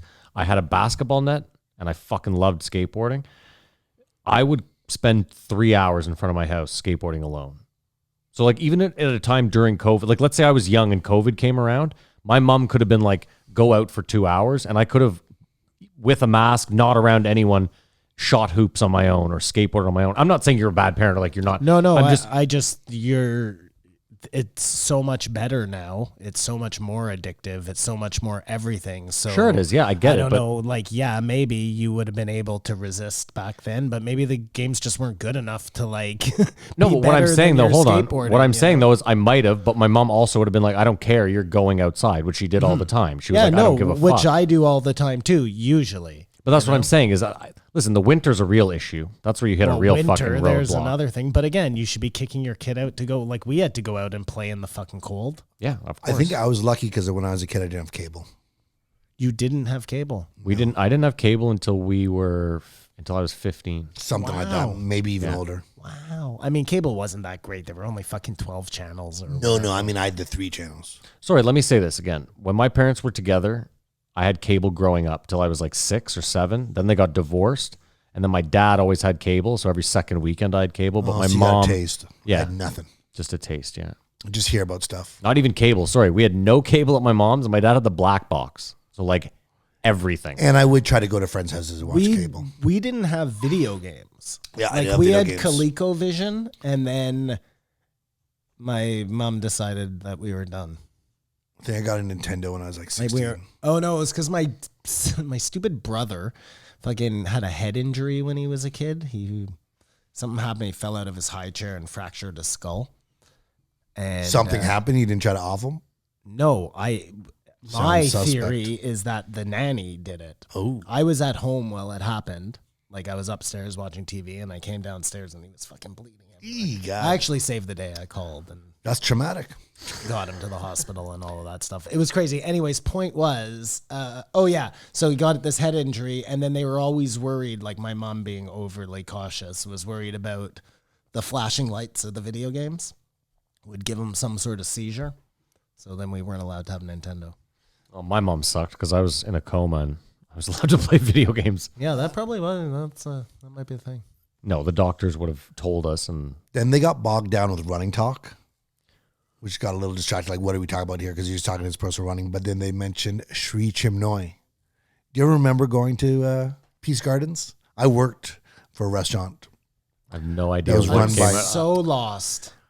He said What did that they talk there's about? a center in New York for Sri Chimnoy. See, that was the thing is when he said it, I was on times 3, so it was like shh, and I was just like, okay, whatever. Well, actually, to backtrack, it's very important to listen to the Tony Hinchcliffe fast. It's too slow. Normal speed. Sri Shrimnoy. Sri Chimnoy is like a spiritual leader. Okay. And he had a restaurant in Times Square in the market, and I was a dishwasher there. In Times Square? The Times Square in the market. You know, the building which has all the restaurants. Oh fuck, I know what you're Is it talking called? about. I think it's called Times Square. It's not called Times Anyways, Square. Okay. I thought we were both on the same page. I was like, Kamar lived in New York as well. What's But going is on it- here? It's called like Central Square maybe. But the Sri Chimnoy Center was you run around the block 6,000 times, which is just insanity. So if you want to get in shape, do not do that. Try to just run. But let me ask you, like, going back to the video games and to the fitness thing, like he was talking about, like, I think there's something to be said about setting goals and making them and teaching kids that. Well, no, I agree. We're 100%. doing it the wrong way. The way it's set up, I agree. It's not what I agree with him that they need to find a way to teach kids something that very valuable within this shit. Like if you're going to hook them on it, make sure that. Well, what I thought was because we've always had a debate about what can governments do, like the private companies, but I think governments could say as part of curriculum, because it's got to be young kids. I mean, that's the only thing we have is raise awareness. Like 6-year-olds, 7-year-olds, I don't even know if they get phones, but if they are warned about it, obviously there's going to be people who, it's just sort of like saying drugs are bad or whatever you have besides the normal subjects. I think that's the only I mean, the problem is that proactive thing we could do. the problem really is that all the jobs in the future are going to revolve around coding, which involves a screen, and you're going to want to teach your kid that at a young age. That's the real. unless we buck the trend and start going backwards. But it's more like teaching the opportunity costs, the perils of this. Just awareness going in. Well, I mean, keep in mind, I said this back in fucking March. We need to start making shit in North America again. So a real smart move would be to start building some factories again and start teaching people skills with their hands, That's what trades, Trump how to wanted to build do. stuff, well, he wanted to bring back coal, Kamar. That's a little bit different. I just think it's a waste of time going after us. Like we're sort of lost because we have 1 foot in, 1 foot out, right? And then there's a generation that's all they've ever known. It's too late for them. You're not going to push them. But like they were saying, warning labels. That didn't stop us from smoking. Yeah, but that's I actually smoked pre-warning label. yeah, but they're wrong because smoking has dropped significantly since they implemented all that shit. So you think social media apps should come with a warning label? I'm not saying that would work in that case. Like, listen, it's like when you go to a porn site. Remember going to a porn site back in the day and it was like, are you 18? Click yes if you are. Click no if you're not. I would like to know how many times the no button was clicked, if ever. But the warning labels did work on cigarettes. They did, yes, but it's not a war. But social media is different. Like, This isn't a gateway like you can allow. It's just saying, warning, this thing could suck a lot of your time and They you could lose won't friends. do the right thing on their own. Right? The social media companies, whatever you well, want almost to call no them. companies will. Well, this Right, is just in the spirit of exactly. this guy's So exposed a problem, but what are solutions? The as we big discussed? question is whether the government is going to step in. Or what they could do that is not overstepping their bounds. Well, they have to do something. But I don't get it. You want them to step in because we're wasting time on our phones? That's the most obscene thing I've ever heard in my life. It's Well, no, not but- that we're wasting time. It's that these companies are like, I don't know. Taking man. advantage of It us? seems like, and fine. I guess then you just say, we're stupid, but the government is there to protect the weak. And in this case, we're the weak, Yeah, but again, it's just the most anti-capitalist thing in the world. Like they're offering you something. They're offering you something for free that you don't have to use. And your argument is that we need the government to step in and regulate it because we're Not regulate it, just teach children, make that curriculum. Well, that's regulating it, meaning like if the social media companies want to make all of this money, then they have to do this and this Warn and this people as the dangers. as an education, or how the same thing you would do with marijuana. You know what I mean? It's anti-capitalism A lot to of put money warnings goes on into cigarettes. the That's why the taxes are there, because a lot of money goes into the education. That's different. That's just a warning. Well, this is just a warning. No, Simon's not talking about a warning. No, I'm talking about education, yeah. Well, that's But if you want to talk about just warnings, I mean, that's... Well, no, that's what I said. What I said to him was that the warnings they put on cigarettes statistically did work. That's all I said. And then he said, and then I said that was anti-capitalist, what you were talking about. And then he said to me, is the warning on cigarettes anti-capitalist? And I said, no, it's a different thing. it's hurting the sales of cigarettes, but for public safety. And the concern is our mental safety more here. Well, keep in mind, in a place like here, we just tax the fucking shit out of them. That's what we did. You can't tax. We also do that apps. because we have free healthcare, and you have to do that. Well, yeah, to pay for all the lung cancer and stuff. That's precisely it. You're just putting a down payment on your future fucking health issues. That's how we look at it, and that's how I look at it, at least in this country. Well, I think if the government would have the intervention in anything that wouldn't be overstepping their bounds, it'd be to encourage or imply a curriculum for young students just to know the opportunity costs of throwing your life away, or the dangers, if it were, and maybe warning labels on apps that this could suck all your time. But warning labels on apps, that's what you're saying? not warning, just a reminder that, hey, there's other things to do besides be on this app. I mean, again, though, we were talking about the freedoms earlier, and you guys are talking about, like, you know, what if I want to play Flappy Birds for 8 hours a day? Like, what's, like, again, let's say I've become filthy rich. Like, let's say I've worked 20 years of my life and I've saved up $30 million, and I now want to spend the rest of my days playing fucking Flappy Birds getting fat. Yeah. Like, what is It's not about stop me? you. That you're fine. It's people who will not become rich because they wasted life. I think the But this sounds- example of I'm just Flappy saying Birds is- was the guy pulled it himself. Yeah, I get it. I'm just saying it's like the war on drugs. Like we put all these crazy regulations in place to try to stop people from doing drugs, and it didn't do jack shit. But what about this? Like on Flappy Birds, if it said, "Hey, you've been playing for an hour, you might want to do something else." Well, we Press have, no, and you keep playing. but keep in mind, you have that on your iPhone. Yeah, I don't play the games enough. Like No, but I'm saying like screen time. Like I have it, for example, if I go, let's say I downloaded Instagram right now. If I spent 15 minutes on Instagram, at 10 minutes, I get a warning saying I have 5 minutes left. And then at 15, it locks me out. And again, like you said, I can just hit the stupid button that's like, give me 5 more minutes or whatever. Well, I don't know if it's effective for governments to go in and tell social media companies who they can and can't have it, but to say that they should encourage them to put a warning and to educate kids, I don't think is like crazy government overreach. I don't care about a warning. Put a warning on. That's fine. I just don't think it's going to do shit in this case. That's all. It's just like Yeah, I mean, out of all the things you want them to do, I would think there are better ways you could have the government step in than make them put warnings on. But I'd like you, like, I wonder what those are, though. but what do you, yeah, that's it. What do you want the government to do?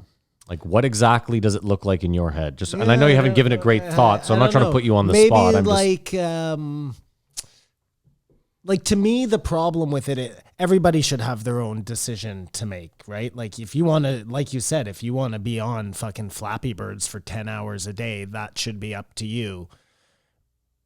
But when they're like using algorithms to give you other things that you think you're gonna buy that are like Flappy Birds, like I don't know, it's the trickiness of it, right? So- like nothing's above board. We don't know that that's happening behind the scenes. It's just all happening. Okay, but let me, like, we'll use the Warcraft as an example, and I'm going to make a big assumption here. I don't know this for fact. I'm just making an assumption. I'm going to assume that the guy that created World of Warcraft was himself a gamer who just wanted to create a great game. Like, let's just talking about Tetris and Mario Brothers. Well, I'm talking about World of Warcraft in particular, but like, you know what I mean? He had good intention, and I don't believe, now keep in mind, maybe a corporation that got behind it and made the game, maybe they figured out some algorithm to keep you playing, but I have a feeling that guy never intended on someone getting so hooked that they relapse. You know what I mean? Like, and again, I get it that there are a percentage of people that abuse it, but I think it's weird to do this. Like, there's a percentage of people that abuse absolutely everything we have in life, right? And we don't. If we could put warning on music, we could put warning on apps. I guess the idea, Maddie, I agree with you. Come on, I'm fine with that. The idea is like, okay, so look, you have the choice to do drugs. Every kid out there in America or Canada has the choice to do drugs. If those drugs like let's say they were a company, you know what I mean? If they were then using like some weird trick to convince you to do more drugs and you didn't even know it was happening, it just seems like that's this unfair. They're gonna get you hooked no matter what because. Yeah, but it sounds like you want them to ban social media. No, No. Well, no, but I'm just saying is the same way I don't want them to ban drugs, you know. Or I'm cigarettes. just saying though is what I'm saying to you, Simon, is there's cigarettes. I don't. But I'm quitting anyway. Of course you are. I wish you luck.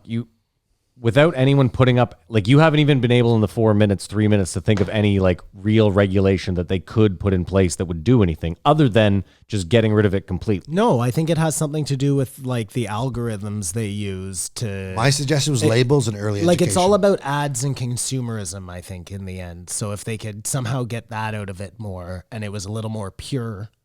But can I go back to like Kamar, you used an example that actually works the opposite way now that I'm thinking about it.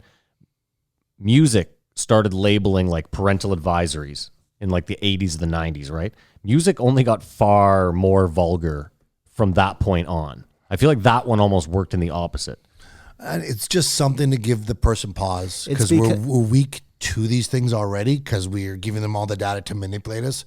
I'm not saying it's going to be a cure-all, just something. It's because it's free, right? Like, And we I are think the problem is that If we it- all have a fucking big opinion that we all want out there. And that's really like, as far as social media is concerned, I mean, keep in mind, this guy wasn't even talking about social media. He was talking about screens. Yeah. Period. Yeah. His deal wasn't specifically like Facebook, Instagram. His deal was just the fucking, the time you spend in front of a screen. well, because without this, you don't have Facebook or whatever. But the is overreaching idea, point is right? all these companies, whether social media or gamers, are employing tactics to make you addicted to screen as possible. It's not just here's a gameplay, as you will. They are actually actively trying to manipulate us.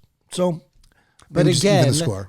just to play devil's advocate to my Diablo Avocado to my own point, like that's all ads are on television. They're Yeah. just not as effective, so we don't worry so much about them. If they were coming at, but here's a good example, okay, Maddie? This is a good example, I think. What if you found out that like McDonald's in their ads was using Hypnosis. and it was making you eat more hamburgers? You would be like, whoa, slow down, McDonald's. That's dirty pool. You know what I mean? Like you can't get me to use your shit, to buy your shit, or in this case, to use your app because you're hypnotizing me into it. I know it's not quite the same, but that's basically what they're doing. It's gotten so advanced that it might as well be fucking magic. But again, what they're doing. but think about what we're talking. He's just talking about screens. So like, think about again. Kamar used a great example. Tetris. Like the guy that made Tetris, there's not some deep-seated algorithm in there that's trying to sell you something, that's trying to fucking manipulate your time or it's just a game. And the only thing it works on is just you trying to get better or improve. You know what I mean? The only thing there is your human psyche saying, do better, play more, whatever.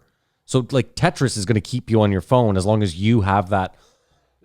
I think that's just built into us. But it was just a great game. It wasn't designed to try to suck all your time to sell ads and to That's what I'm whatever. saying. But keep in The mind, new games are more nefarious than Tetris. I get it, but what I'm saying is like if this guy had wasted his time playing Tetris on that flight, he still would have written the book, right? Because his time, he still would have felt like I wasted 6 hours on the screen, whereas if I didn't have the screen, I wouldn't have. in can the suggest end, that, we'll never know. end, the argument is if you throw this away, you've won.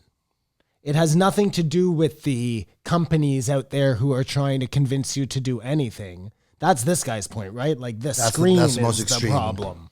Sure, but at the same time here, like I'll use this example. When I moved to Vancouver, I got a job bartending, so I was around people all the time, still conversing with people. I made like acquaintances while living in Vancouver, so I would go meet people. I would, You didn't need social media to stay social. No, but keep in mind, I bought a PlayStation while I was out there, and I played video games with like 6 or 7 friends back home, stayed in touch with them that way. You know what I mean? So I still... That was one of the points you made too that I forgot to mention is that the world never sleeps. Yeah. There's always someone up There's somewhere always else. someone Yeah. on the game system. And there's nothing you're going to be able to do about that. Yeah. Unless we have a shutdown timer that doesn't even make sense. But so the solutions he did offer were activities, something where you can't have your phone and do it. I think we all need to do a quick, let's do a screen time check. Simon? Well, I know mine's down from last week because I got a notification this morning when I was on Instagram telling me that my screen time was down. How do I see last week's? How do I see anything? You go to settings and then screen time. Or you get the latest operating system and it shows up on your first screen. I've been on the phone for 6 hours and 38 minutes this week. Daily average, 1 hour and 56 minutes. Same difference. 63% down from last week. There you go. You had to do stuff this week. I've been busier, it's true. Oh, see, mine's not going to be good because I watched 2 podcasts on my phone last night. Well, it says 3 hours and 44 minutes, but it says up 155% or 150% from last week. So. Well, that's impressive. So activities that make you disconnect, things you got to do and you can't have your phone on it. I think that's probably going to be healthy in every way. Change your apps around. That makes sense. Did you find it annoying if you move an app or you ever press the square button and then jumble it around? Yeah, it's the worst part of my life. I can't. When this guy said that, I was like, I want to punch this guy in the fucking head. I would never move my apps around. No, that doesn't bother you whatsoever. No. Big deal. Oh, it drives me nuts. Well, these are little tricks you can play on yourself if you want to do it. And also the grayscale, because it takes off the shiny bells and whistles off the apps. And then he talked about how he's colorblind. Yeah. And did you guys know, do you guys like the Absolute Comedy, the color scheme? Yeah, what about it? It's purple, orange, and that gross lime green. Do you think it's cool? I think it's disgusting. I think it's terrible. Noticed it before. The owner is colorblind and has no idea what the club looks like. Which colorblind is he? Do you know? There's like 15 different ones. I don't know, but he's had me like, what is this? He's asked me what a color is. He can't see reds, I think it is. He has money. Why doesn't he buy those glasses? I think he tried those glasses. Exactly. No, I don't think people who are colorblind find it as much of an impediment as we had a good friend because they were talking about that moment when you see people trying the glasses. Yeah. Oh, but we had a friend who had a hearing issue. He's also a friend of his. Sorry, I don't know who you roll with, but Deaf Peter. Yeah, I'm Deaf well aware Peter, of Deaf our mutual Peter. friend. Shout out Petey. He can't hear you. They put his video when he got the thing inserted. I nearly cried. I nearly cried too.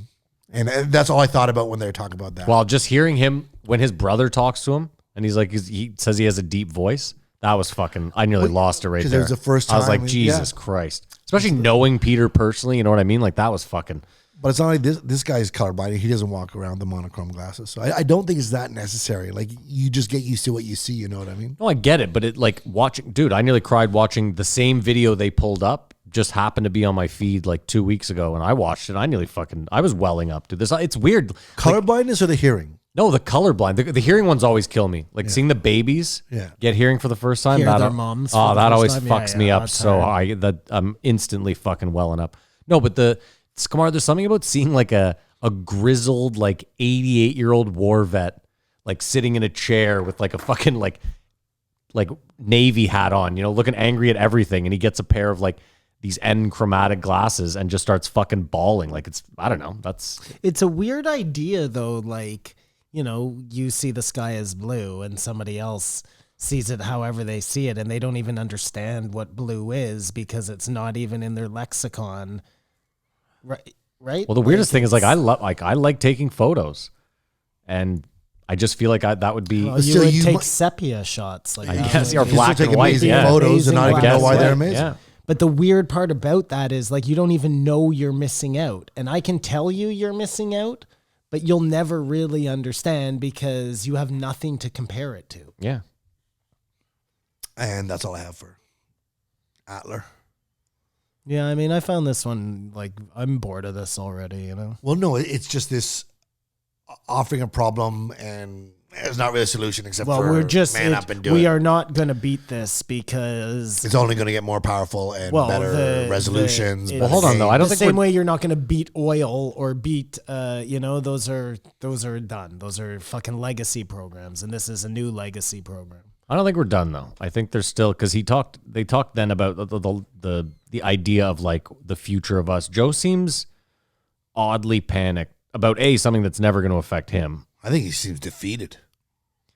Well, but the weird question is like, what, like, I don't know. Well, if you had to take a guess at like the next 50 years, do you think we're like merged with machine by then? Like, where do you think we're at? I mean, I'll start by saying this. I'm sure you've seen that book where they guess everything in like the 80s. They guess what everything's going to be like in like 25 years. And like nothing is anywhere fucking close. Except for Tesla predicted the phone. Sure, yeah. I mean, listen, some people do. Some people, so whatever I guess is probably going to be fucking way the fuck off. In 50 years, No, 50 is too long because, okay, sure, 50 years, whatever, 40 years. yeah, in 50 years for sure. We're I would have to say, for just thinking about it, like think where we were 50 years ago. Black and white TVs in your living room. oh, it happens real quick. Like 50 years is actually, you know. And the 50 years before that, Matt, they were whatever. The 50 years And the before 50 that was And the fucked. 50 before that, they were in fucking on horseback. medieval time. No, but this is what I I'm know. saying. It happened so goddamn So that's what I'm quickly. saying is when I thought about it, I'm like, you know what, 50 for sure. Like I mean, again, we are right now listening to Elon Musk talk about putting chips in your head so that you can have, I don't know if you saw it, but I've been talking about this for a year now. Like the Apple glasses are coming out. And like that and Sounds it's- worse as we proceed as when he first said it. It sounded like something that would be really cool. And because this is my story, it's got to happen. And you've got to see it come to And fruition. I got to There you see go. it come to fruition. So Now, you've stated that you're not going to have kids, but I wonder if you had a kid, if you might look at it differently. Because it would break your heart to lose your kid to social media or just like... Yeah, maybe, but I also know, like again, I have more faith in us than I think maybe most. We're resilient. There's always been, and we need alarmists. We need people to be worried, and we need people to bring up stuff like this guy. But I think we truly always find a way. There's always been The X factor. There's always been something that people have been like, this is going to be the end of humanity, the end of society. This is going to take our attention away. This is going to be this, that. We're dealing with a lot right now for sure, but. sorry, go ahead. No, I'm done. What's I just with the algorithms and how high tech it's gotten and how they're now able to like use all the psychology that they used before in the ads, meaning With us like, volunteering all the data. but to the nth degree, like because it's so, you know, it just really seems like now more than ever the people out there trying to like have a piece of us are more powerful than ever, like to the nth degree. And that's scary, I guess. Okay, but hold on, but, That's like, let's so just before they seemed like fumbling idiots, but now they got computers working for them, you know? Yeah, but again, like think about, you just found YouTube and we were explaining it to you and you were like, oh, that's cool. Oh, that's sweet. Like, I no, didn't but really just find you. fine. Okay. But you know what I mean is like, think about that. Like that algorithm, all it's really doing, it is learning about you, but it's just giving you what you want in hopes, obviously, that you stay there and watch some ads and some shows, and you can choose to sit there. Yeah, totally. I'm not the problem. I get it. Clearly, you know. I get it, but what I'm saying is like, growing up, I heard that the TV was a big problem and the TV was going to rot my brain and this, that, and the next. And again, I don't think the TV rotted our brains. You're fine. You're fine. I am not fine. exactly. You are fine. Everybody's I'd fine. like to be a lot finer. I'm just saying, Maddie, like they just didn't. If they've always been bad, they've always wanted to own your time. Like no matter what, the ads, it's always about getting a piece of I you. get it. Now they are just, it's become so, like we were saying, everything happens so quickly in technology. It's too powerful now. They're able to manipulate us too easily and too. But Simon, again, they're just, you hit the nail on the head. They're just trying to sell you fucking shit. But That's all they're trying to do. But they're selling it to your kids and people who don't have like the But wherewithal. hold on, but Simon, they've always been selling stuff to your I kids. know, You but owned a toy store. Why does he not understand because this? he has got to though? disagree with you. No, I don't. I'm just saying, like, But you're not even willing to grant that they're more powerful at They what are. they're trying to do now, Trying to than sell they you were stuff. when we were kids. but I don't get it. So, okay, what you're saying is the same thing I could make an argument for when we were kids. They weren't as powerful then. Did it fucking kill us? And you arguing that you're not as good off as you want. No, but it's again. We just got finished saying it happens so much quicker now. Like they're able to get better quicker. Okay. better at trying to sell you shit. So that's it. We're at a place now where they're really good. They figured out a way to be like beyond humanly good at what they do to sell. At one point, somebody had to come to your door and then they had to make ads that were like neat so that you right? So Yeah, you so they're remember better them. at selling ads, but you think this is going to be the end of society? I don't know about the end No, of society. it I just goes think on. we're at a point. There you go. now So what are we? where- So what's this alarmist talk? Like you're talking about getting the government involved. You're talking The about manipulation of ourselves to make money. Do you think it's anything similar to potato chip companies? How they now like tell us what kind of flavors you want because we don't know what potato chips flavors to make to innovate. So they have a contest where people design chips and like they're doling out their research and development to get new flavors of chips. Where with these social media apps, just our behavior, they get all the information, so they know what to make a like button or whatever the situation is. they know what your secret desire chip is. But the chips have to go out there and beg you to tell us what you want to eat. See, I want to go back though, Kamar, because you were like, I'm not as fine as I want to be. I'm not. Okay, but see, right there, I that's should have done better in school. I should have done so many drugs. I shouldn't drank so much. Okay, so And hold on, Social though. media does not help me at all. so that's a very left attitude. You had all the control to help yourself, but you didn't. Yeah. So all the things in life and so like systematic racism and all these things that are out of your control held you back, right? I just told you I held myself back. But that's what I'm saying. So then the TV being there didn't do anything. You could have done better at school despite the TV. There were people that did great in school. They had a TV. Fine. Well, yeah, no, my You only, defend Hollywood. You defend the social media companies. You defend TV. I'm not defending. First of all, we're not defending social media. We're talking about fucking screen time here. That's how this started. I don't care about social media. We're talking about how if screens are bad for you. That's how this started. Overuse of screens are bad for you. Constructive use of screens is good for you. I mean, this guy was split down the middle. They can be good. It wasn't like everyone throw away your phones. It's just the social media companies are using our information to make us use the phones or have unhealthy levels of screen time. the screen. know this. The screen was just is just another vehicle for whatever you're watching on there, right? It's the same as a television. It's whatever. And you can't carry the TV with you everywhere you go. Well, no, that's immediately something different than when we were kids. You didn't have these pocket televisions to carry with you everywhere you went. And you have to plug it in. So just right away, it's worse. You don't like worse. Right away, they have more chance to monopolize your time. Okay, I also couldn't walk around with a full encyclopedia either. Yep, that's true. You couldn't. So I mean, again, like, you know, there's for every con you come up with, I can come up with a pro for having the screen in your pocket. Like the information that you have at your disposal puts you a million times ahead of someone 50 years ago and a trillion times ahead of someone 100 years ago. Yeah, and then the next argument is if you have it in your pocket, you might as well just have it in your head. Then you'll have that information a lot quicker. It'll be right there in your head. You'll never even have to reach into your pocket for it. So yeah, but again, you sound like Joe, where you have like this huge. Let me ask you a question: would you get a pacemaker if you needed one? Yes. So you wouldn't be like, but whoa, what about this massive conglomerate But- putting a fucking but machine you in my don't- chest? Well, no, you're But why? It could track your movement. There could be a GPS in it. Well, okay, you'd be willing to sacrifice that. Unless you to- saw the right podcast and maybe you'd say, no way, I'm not doing this. I guess maybe then you'd take your chance. But you see what I'm saying is like Well, no, not really. well, we use technology in certain ways. Like you have no problem with using technology to help your heart continue to make you live, right? Yes. Okay, so the same thing is like if the screen were to make you a better person, you just choose to use. The problem is we choose to use it to make us worse people. That's really the issue. I keep saying it. It's us. We're the problem. If we chose At to the use, end of the day, we are the solution if we are the problem. But Well, if there's I nothing guess. wrong with awareness that too much screen time can be detrimental. That's all. I agree. I don't think that's an unhealthy message or If your phone Super was lefty. just a phone. No, but that's like going on. Like that's parenting. Parents need to do that. if your phone was just a phone and just Google, that I guess would be the best of all the worlds, right? You have the phone, which is really important to be able to communicate with people on the go. That changed maps. a lot. Yeah. It's good. Yeah. I mean, okay, those are fine. Yeah, but maps if is great. you removed any like Shazam. I can't live without game Shazam. or paper, But again, I'm saying like think about or- it: the calculator, the measuring tape, the fucking compass. Let's call like, those utilities. Yeah. So if it was just utilities, the phone, and Google, that sounds like a plan. I think that would work. But if you look on my phone right now, like that's what I have. So then what are we complaining about? We're complaining about all like the things that seem fun.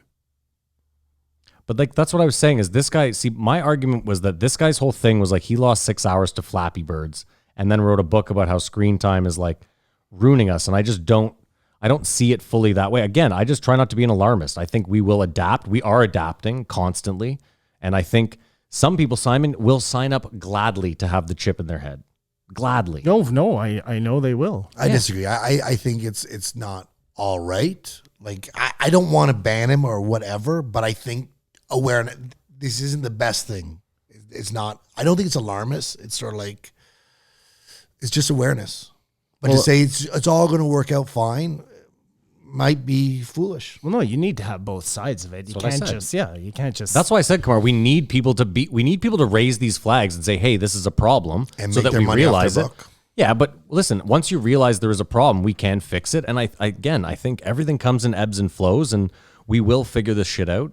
I think a generation prior, like we said, the people who don't know anything will tamper it themselves. You know what I mean? Like, we are 1 foot in, 1 foot out. Our generation sort of They're going to speaking. grow up integrated with Then it. there's a generation, this first wave of not knowing anything. Yeah, first The adopters. next wave, it's just so much. So if you don't fight the battle right now, you've already lost because the next generation is already all in. They don't know what it was like before having no And it's detrimental to internet, hear having from no me. phone in your I pocket. truly believe. Uphill to So school. start fighting now, man. on. That's your responsibility. I believe the generation coming up now is going to look at social media the way we looked at shit our parents did. They're going to be like, this is something old people do. I truly believe social media eventually, in the form we know it now, will go away. Yeah, that's the one thing about all these things. Is happening so fast, like you said.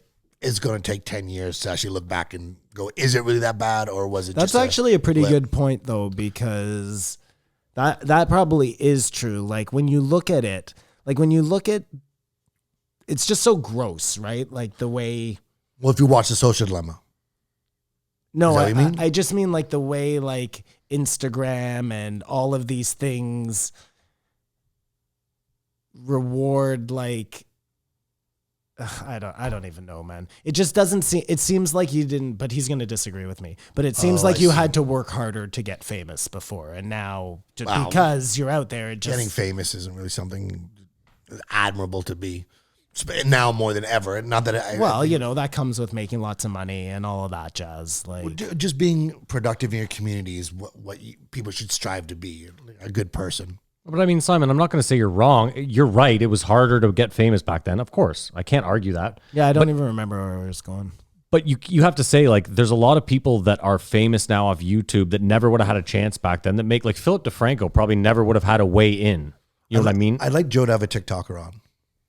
Just to see if they're vapid or they're interesting at all. Just out of, I mean, I know like you can find podcasts that they've been on, but. But I was going to say is, that's a tough one because for sure he could find some vapid, useless fucks on TikTok. I guarantee you 50% of them are smart. Like, Well, no, I'd be interested if they're like, I earned this, you don't know what it's like, or like, no, this is a crazy dream, it's all going to go ahead. I guess I should not wish for Joe to have them on. I can go find out and see what they're talking about, but this is the only podcast I really listen to now. But let's rate it. I just think just before we do, I just think we always forget, like, and I think you kind of allude to this all the time, which is like whatever our lifespan of importance, from the time we actually make kind of buying decisions, whatever that means, voting, all that stuff is so small Compared to the Egyptians. Well, not even compared to the Egyptians, just like right now we understand what it was like when we were relevant. When there was no internet, before my son doesn't know that time, and his children don't even, it's not even a thought on their radar. What we believe is already lost one generation from now. That's how quickly it's happening. Maybe before it lasted longer, and maybe you get As technology progressed slower. 30 years from now, you get like this retro where they start liking like the shit you wore again. But I don't think they start like thinking your ideas were cool. You know what I mean? I mean, maybe they do. Maybe you go back the same way we look at like hippie culture and you want to emulate it. Yeah, or how there's people now like who are active blacksmiths. You know what I mean? Like those But that sort of again, hipster movement of like old. We understand what it was like to be a hippie. We weren't hippies, but it's not so far removed from us. It's so far removed from my son. You know what I'm saying? Let's keep in mind too, our circle is our circle. There's people outside of our circle. There's a big movement right now of people like DIY, like doing everything by hand, learning a trade. Like that's a big movement right now, is actually learning how to do something. Like there's so many YouTube channels, Simon, that are how to go out in the wilderness I think it's a movement. I don't think it's a big movement.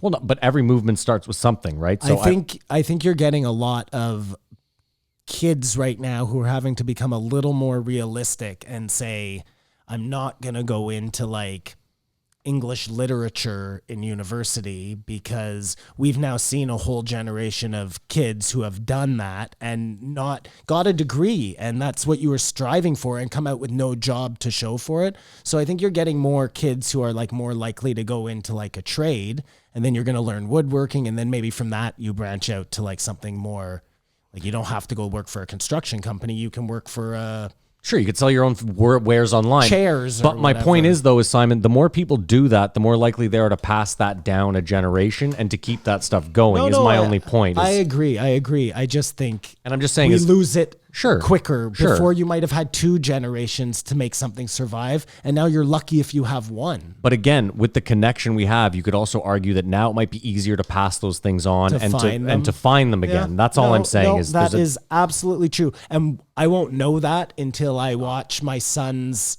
kids. Yeah. Whether they want to woodwork or not. You know? And again, too, like Simon, it's different now than it was when we were young, and it's different than when they were young. Like your son, 20 is the new 30 or whatever. 20 is the new fucking 10 and 30 is the new 20, this and that. Your son isn't there yet. Like maybe by the time he's 30, he's super successful. Who fucking knows? But of course. you are fortunate I hope so. to have the wherewithal of knowing what your grandchildren will be facing from these social media companies, where your grandparents can't understand, or Shep's grandparents are a little bit far removed, no? But what I'm saying is, I think there's going to be what I'm saying is his grandkids are going to face a plethora of problems that we don't even know are coming yet. We don't even understand yet. The same way my parents were looking out for something for my Like online son bullying? Is that what that you're talking has about? nothing to do maybe with what is Is that actually an example, going though? on Like right now. online bullying? Well, yeah, maybe, or like my dad is super concerned about like grades in school, so that's what he would be. He would want to make sure that my son always got good grades in school. I'm interested in my son passing school because I think the next thing he does is important, But do I think that whether he learns fucking chemistry in high school is going to make a fucking difference? No, because I know he's not going to be a chemist, And you're like, I didn't use fucking chemistry once. Dude, I've told you this a million times. I have to help him with things, and halfway through not understanding, I'm like, I've never used this, Dude. ever. Give me one example of a time where a normal person would ever have to use to find the Trigonometry? middle point of a fucking curve. Yeah, but don't you both An remember? engineer building a bridge. Don't you Yeah, but both? then you're an engineer and you'll fucking figure it out. But I was going to say, don't you both remember being that age and being like, I'm never going to use this specifically? Like I remember saying Yeah. to my teacher, But like, I need to pass know, this class. But I I remember, needed to I pass the remember being class, like, dude, you know as well as I do, I'm never going to use this. I'm not going to be that guy. I just didn't. Yes, but I could only hypothesize then. Now I know. I've you're lived right, 40 yeah. years of my life and never used something they told me that I may have to use. Look, meanwhile, I'm going to have to find like the fucking... Yeah, you're going to go home I'll tonight. go to my son. I'll figure it out, man.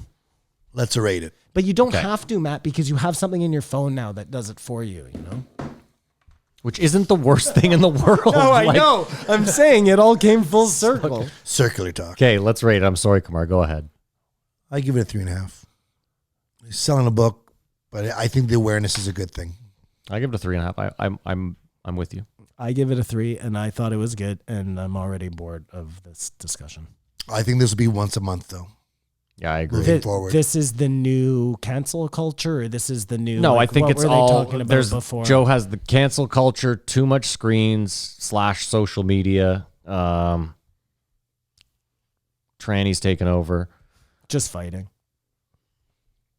Election till January. And I think it partially is because he's Oh, a and dad. health and wellness. Sorry. Don't forget health and Partially wellness. because he's a father. Yeah, I think he might not have the same concern if he had no kids. I think it'd be different too if you were boys. No, well, of course, because the people of Well, color it just affects girls. Yeah, more. I think it affects women far worse. Yeah, And no, it's sorry. no, but that's my point. Is I think if Joe had 2 boys as opposed to 2 girls, he might be a little less concerned about this. I think you're right, though, Kamar. I think it all has to do with kids, not necessarily gender. Because if I didn't have kids, I just wouldn't give a fuck one way or another because Wouldn't be on your what radar. I do or don't do is irrelevant. You know what I mean? But because I see that, like, if you're not, like, because I think I'm strong enough to fight it. That's my point. And I know that a kid is just a kid. And all you're looking to do is what you want to do. And you're not strong enough to know when to turn something off. And, like, having never met your son, but having met you and your wife and spent time with both of you, I can say with almost certainty that despite whatever your worries are, that your son's going to grow up fine. I think he's going to have a plethora of problems to face that we are unaware of. Yeah. Like I think automation is something that we never would have seen coming, that, you know what I mean? So who knows? No, I mean, listen, I'm sure he will be. And I only think it's weird because it's weird to me because we didn't do it that way. I get it. And the only reason he's going to turn out good is because of your current concerns. Yeah, or maybe not. Maybe it turns out terrible. And like, that's not the point. The point is, he has people working against him, who aren't looking out for his best interests. And you can tell him to go grayscale and change his apps around. And I can say, you have to get off of there. But if he's on there, he's fighting a battle against evil forces that are invisible to everybody. Fuck, I hope the next game that comes out, Shep, is just the best. And he provides them with all the I know, but this isn't ammunition. video games. I am not talking about video games here. Video games are different. That's another way to waste your time. I am talking about social media. So like Instagram, Facebook, Twitter, things that you're on that are free that... So let me ask you in closing. Are taking... Like it's your time that they want, right? I just want to know. That's how they win. So in closing, do you think your son has a social media problem? I know you think he plays too many video games, but I've never heard you mention social media. No, I think he has a video game problem. So you don't think social media is an issue with your son? I think he spends so much time playing video games that he doesn't have enough time to be on Fair social enough. media. Okay, yeah. And if I banned him from his computer, then he'd have a social media problem. Okay, fair enough. Yeah. I just wanted to ask the question. Yeah. That was all. No, but I think that's exactly right. Like, no, I'm not really worried about the social media because... Which one do you think is more detrimental? Which one would you rather him have a problem with? I'd rather have a video game problem. Fair enough. And I'll only tell you why, because... No, you're telling me why. either way, he's going to be on something. So look, I think you're getting more... Yeah, I don't even know if that's true. I think social media is more detrimental possibly to your self-esteem than video games are. It depends on what you're doing on the social media. I'll agree with that 100%. And like if you're on Instagram looking at people's art or something, that seems pretty fucking good to me, you know? I mean, again, it's how you use It's it. how I you think there's use way it, more. yeah. I think at least video games can be rewarding. I find that Instagram, even me who has a very procured page, Yeah. I still find myself like the 5 minutes a month I spend on there, I find myself like kind of bummed out, like keeping up with the you know what I mean? Like totally. Social media is way worse. Video games are way better. Like I changed my mind. I'd rather him play video games than be on social media. Social media is there to make you feel bad about yourself. That The I can only agree way with, you're yeah. going to feel bad about yourself on video games is if you're you're not shit. as good as somebody Yeah. else. Then you have two options. You Get get better, better at that yeah. fucking video game or you stop playing video games. Both of those things are admirable options. Social media is the problem. So now that you know that nobody's picking on you about video games, can you start fighting social media? Listen, I think social media is a problem. I'm saying this in closing. I'll say just this, and then we'll get to the post show. I'm sorry. You can have your cigarette, and you can get the fuck out of here. Sometimes you do this too, you know. I'll say this in closing, Simon. Social media is a problem. I have faith in the young people that they will overcome this problem the same way we overcame problems in our generation. That's all I'm saying. Yeah, and as strong as you think the young people are, I think the old people Yeah. right now who are in charge are more evil than they are strong. It's the algorithm. It's Time not will even tell. the people. Well, they created the algorithm, this algorithm that's there to corrupt you. I don't know, man. All right. Well, I guess I'll do the plugs and we'll end this fucking let's do thing. it. Thank you so much for listening. If you made it this far, wow. Impressive. We have a Twitter and an Instagram. They're both JREE Podcast. You can follow Kamar on Instagram. At Kamar Babar. Aggressive. There's a Reddit or subreddit if you want to join the conversation. It's reddit.com/JREE We had Podcast. quite the little combo on the Reddit this week.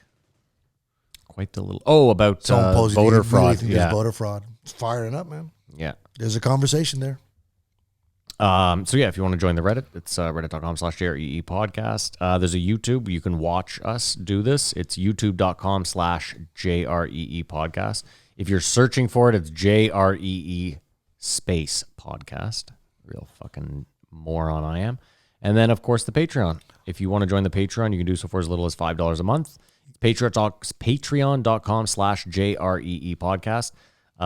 If you join the Patreon, right now we have 58 episodes of This Won't Age Well, where we go back, we listen to old episodes, and we do what we do on the normal show. It's also where you can find the post show now. So if you want the post show, you got to go to the Patreon. And starting this month, coming up next week, you will get the Bigfoot Sighting Society, which is Simon's new conspiracy show. Rebranded. And also 2 weeks from now, or the 20, whatever, sometime this month, you'll also get Kamar's advice column. We need more questions. Send your questions in. You can do that on the Reddit, or you can email them to us, or just find a way, whatever. Send them to Simon on Instagram. And join the Patreon because we are being shadow banned. No. If we're being shadow banned, then you should tell a friend about our podcast. Well, that's the cheaper option. No, but that's how you unshadow ban. If we were being shadow banned, we would already be driving nice cars, and shadow ban would be a real issue. Because only big No, stuff you're gets shadow assuming banned. that only... Yeah, that's not true. You can get shadow banned. We're shadow for- banned. Thank you for even all if your you're support, small. everybody. Anyway, thank you so much for listening. We hope you have a great weekend, and as is usual, You can get it, even if you're small. Shadow banned. Your eyes open. fucking Christopher Walken.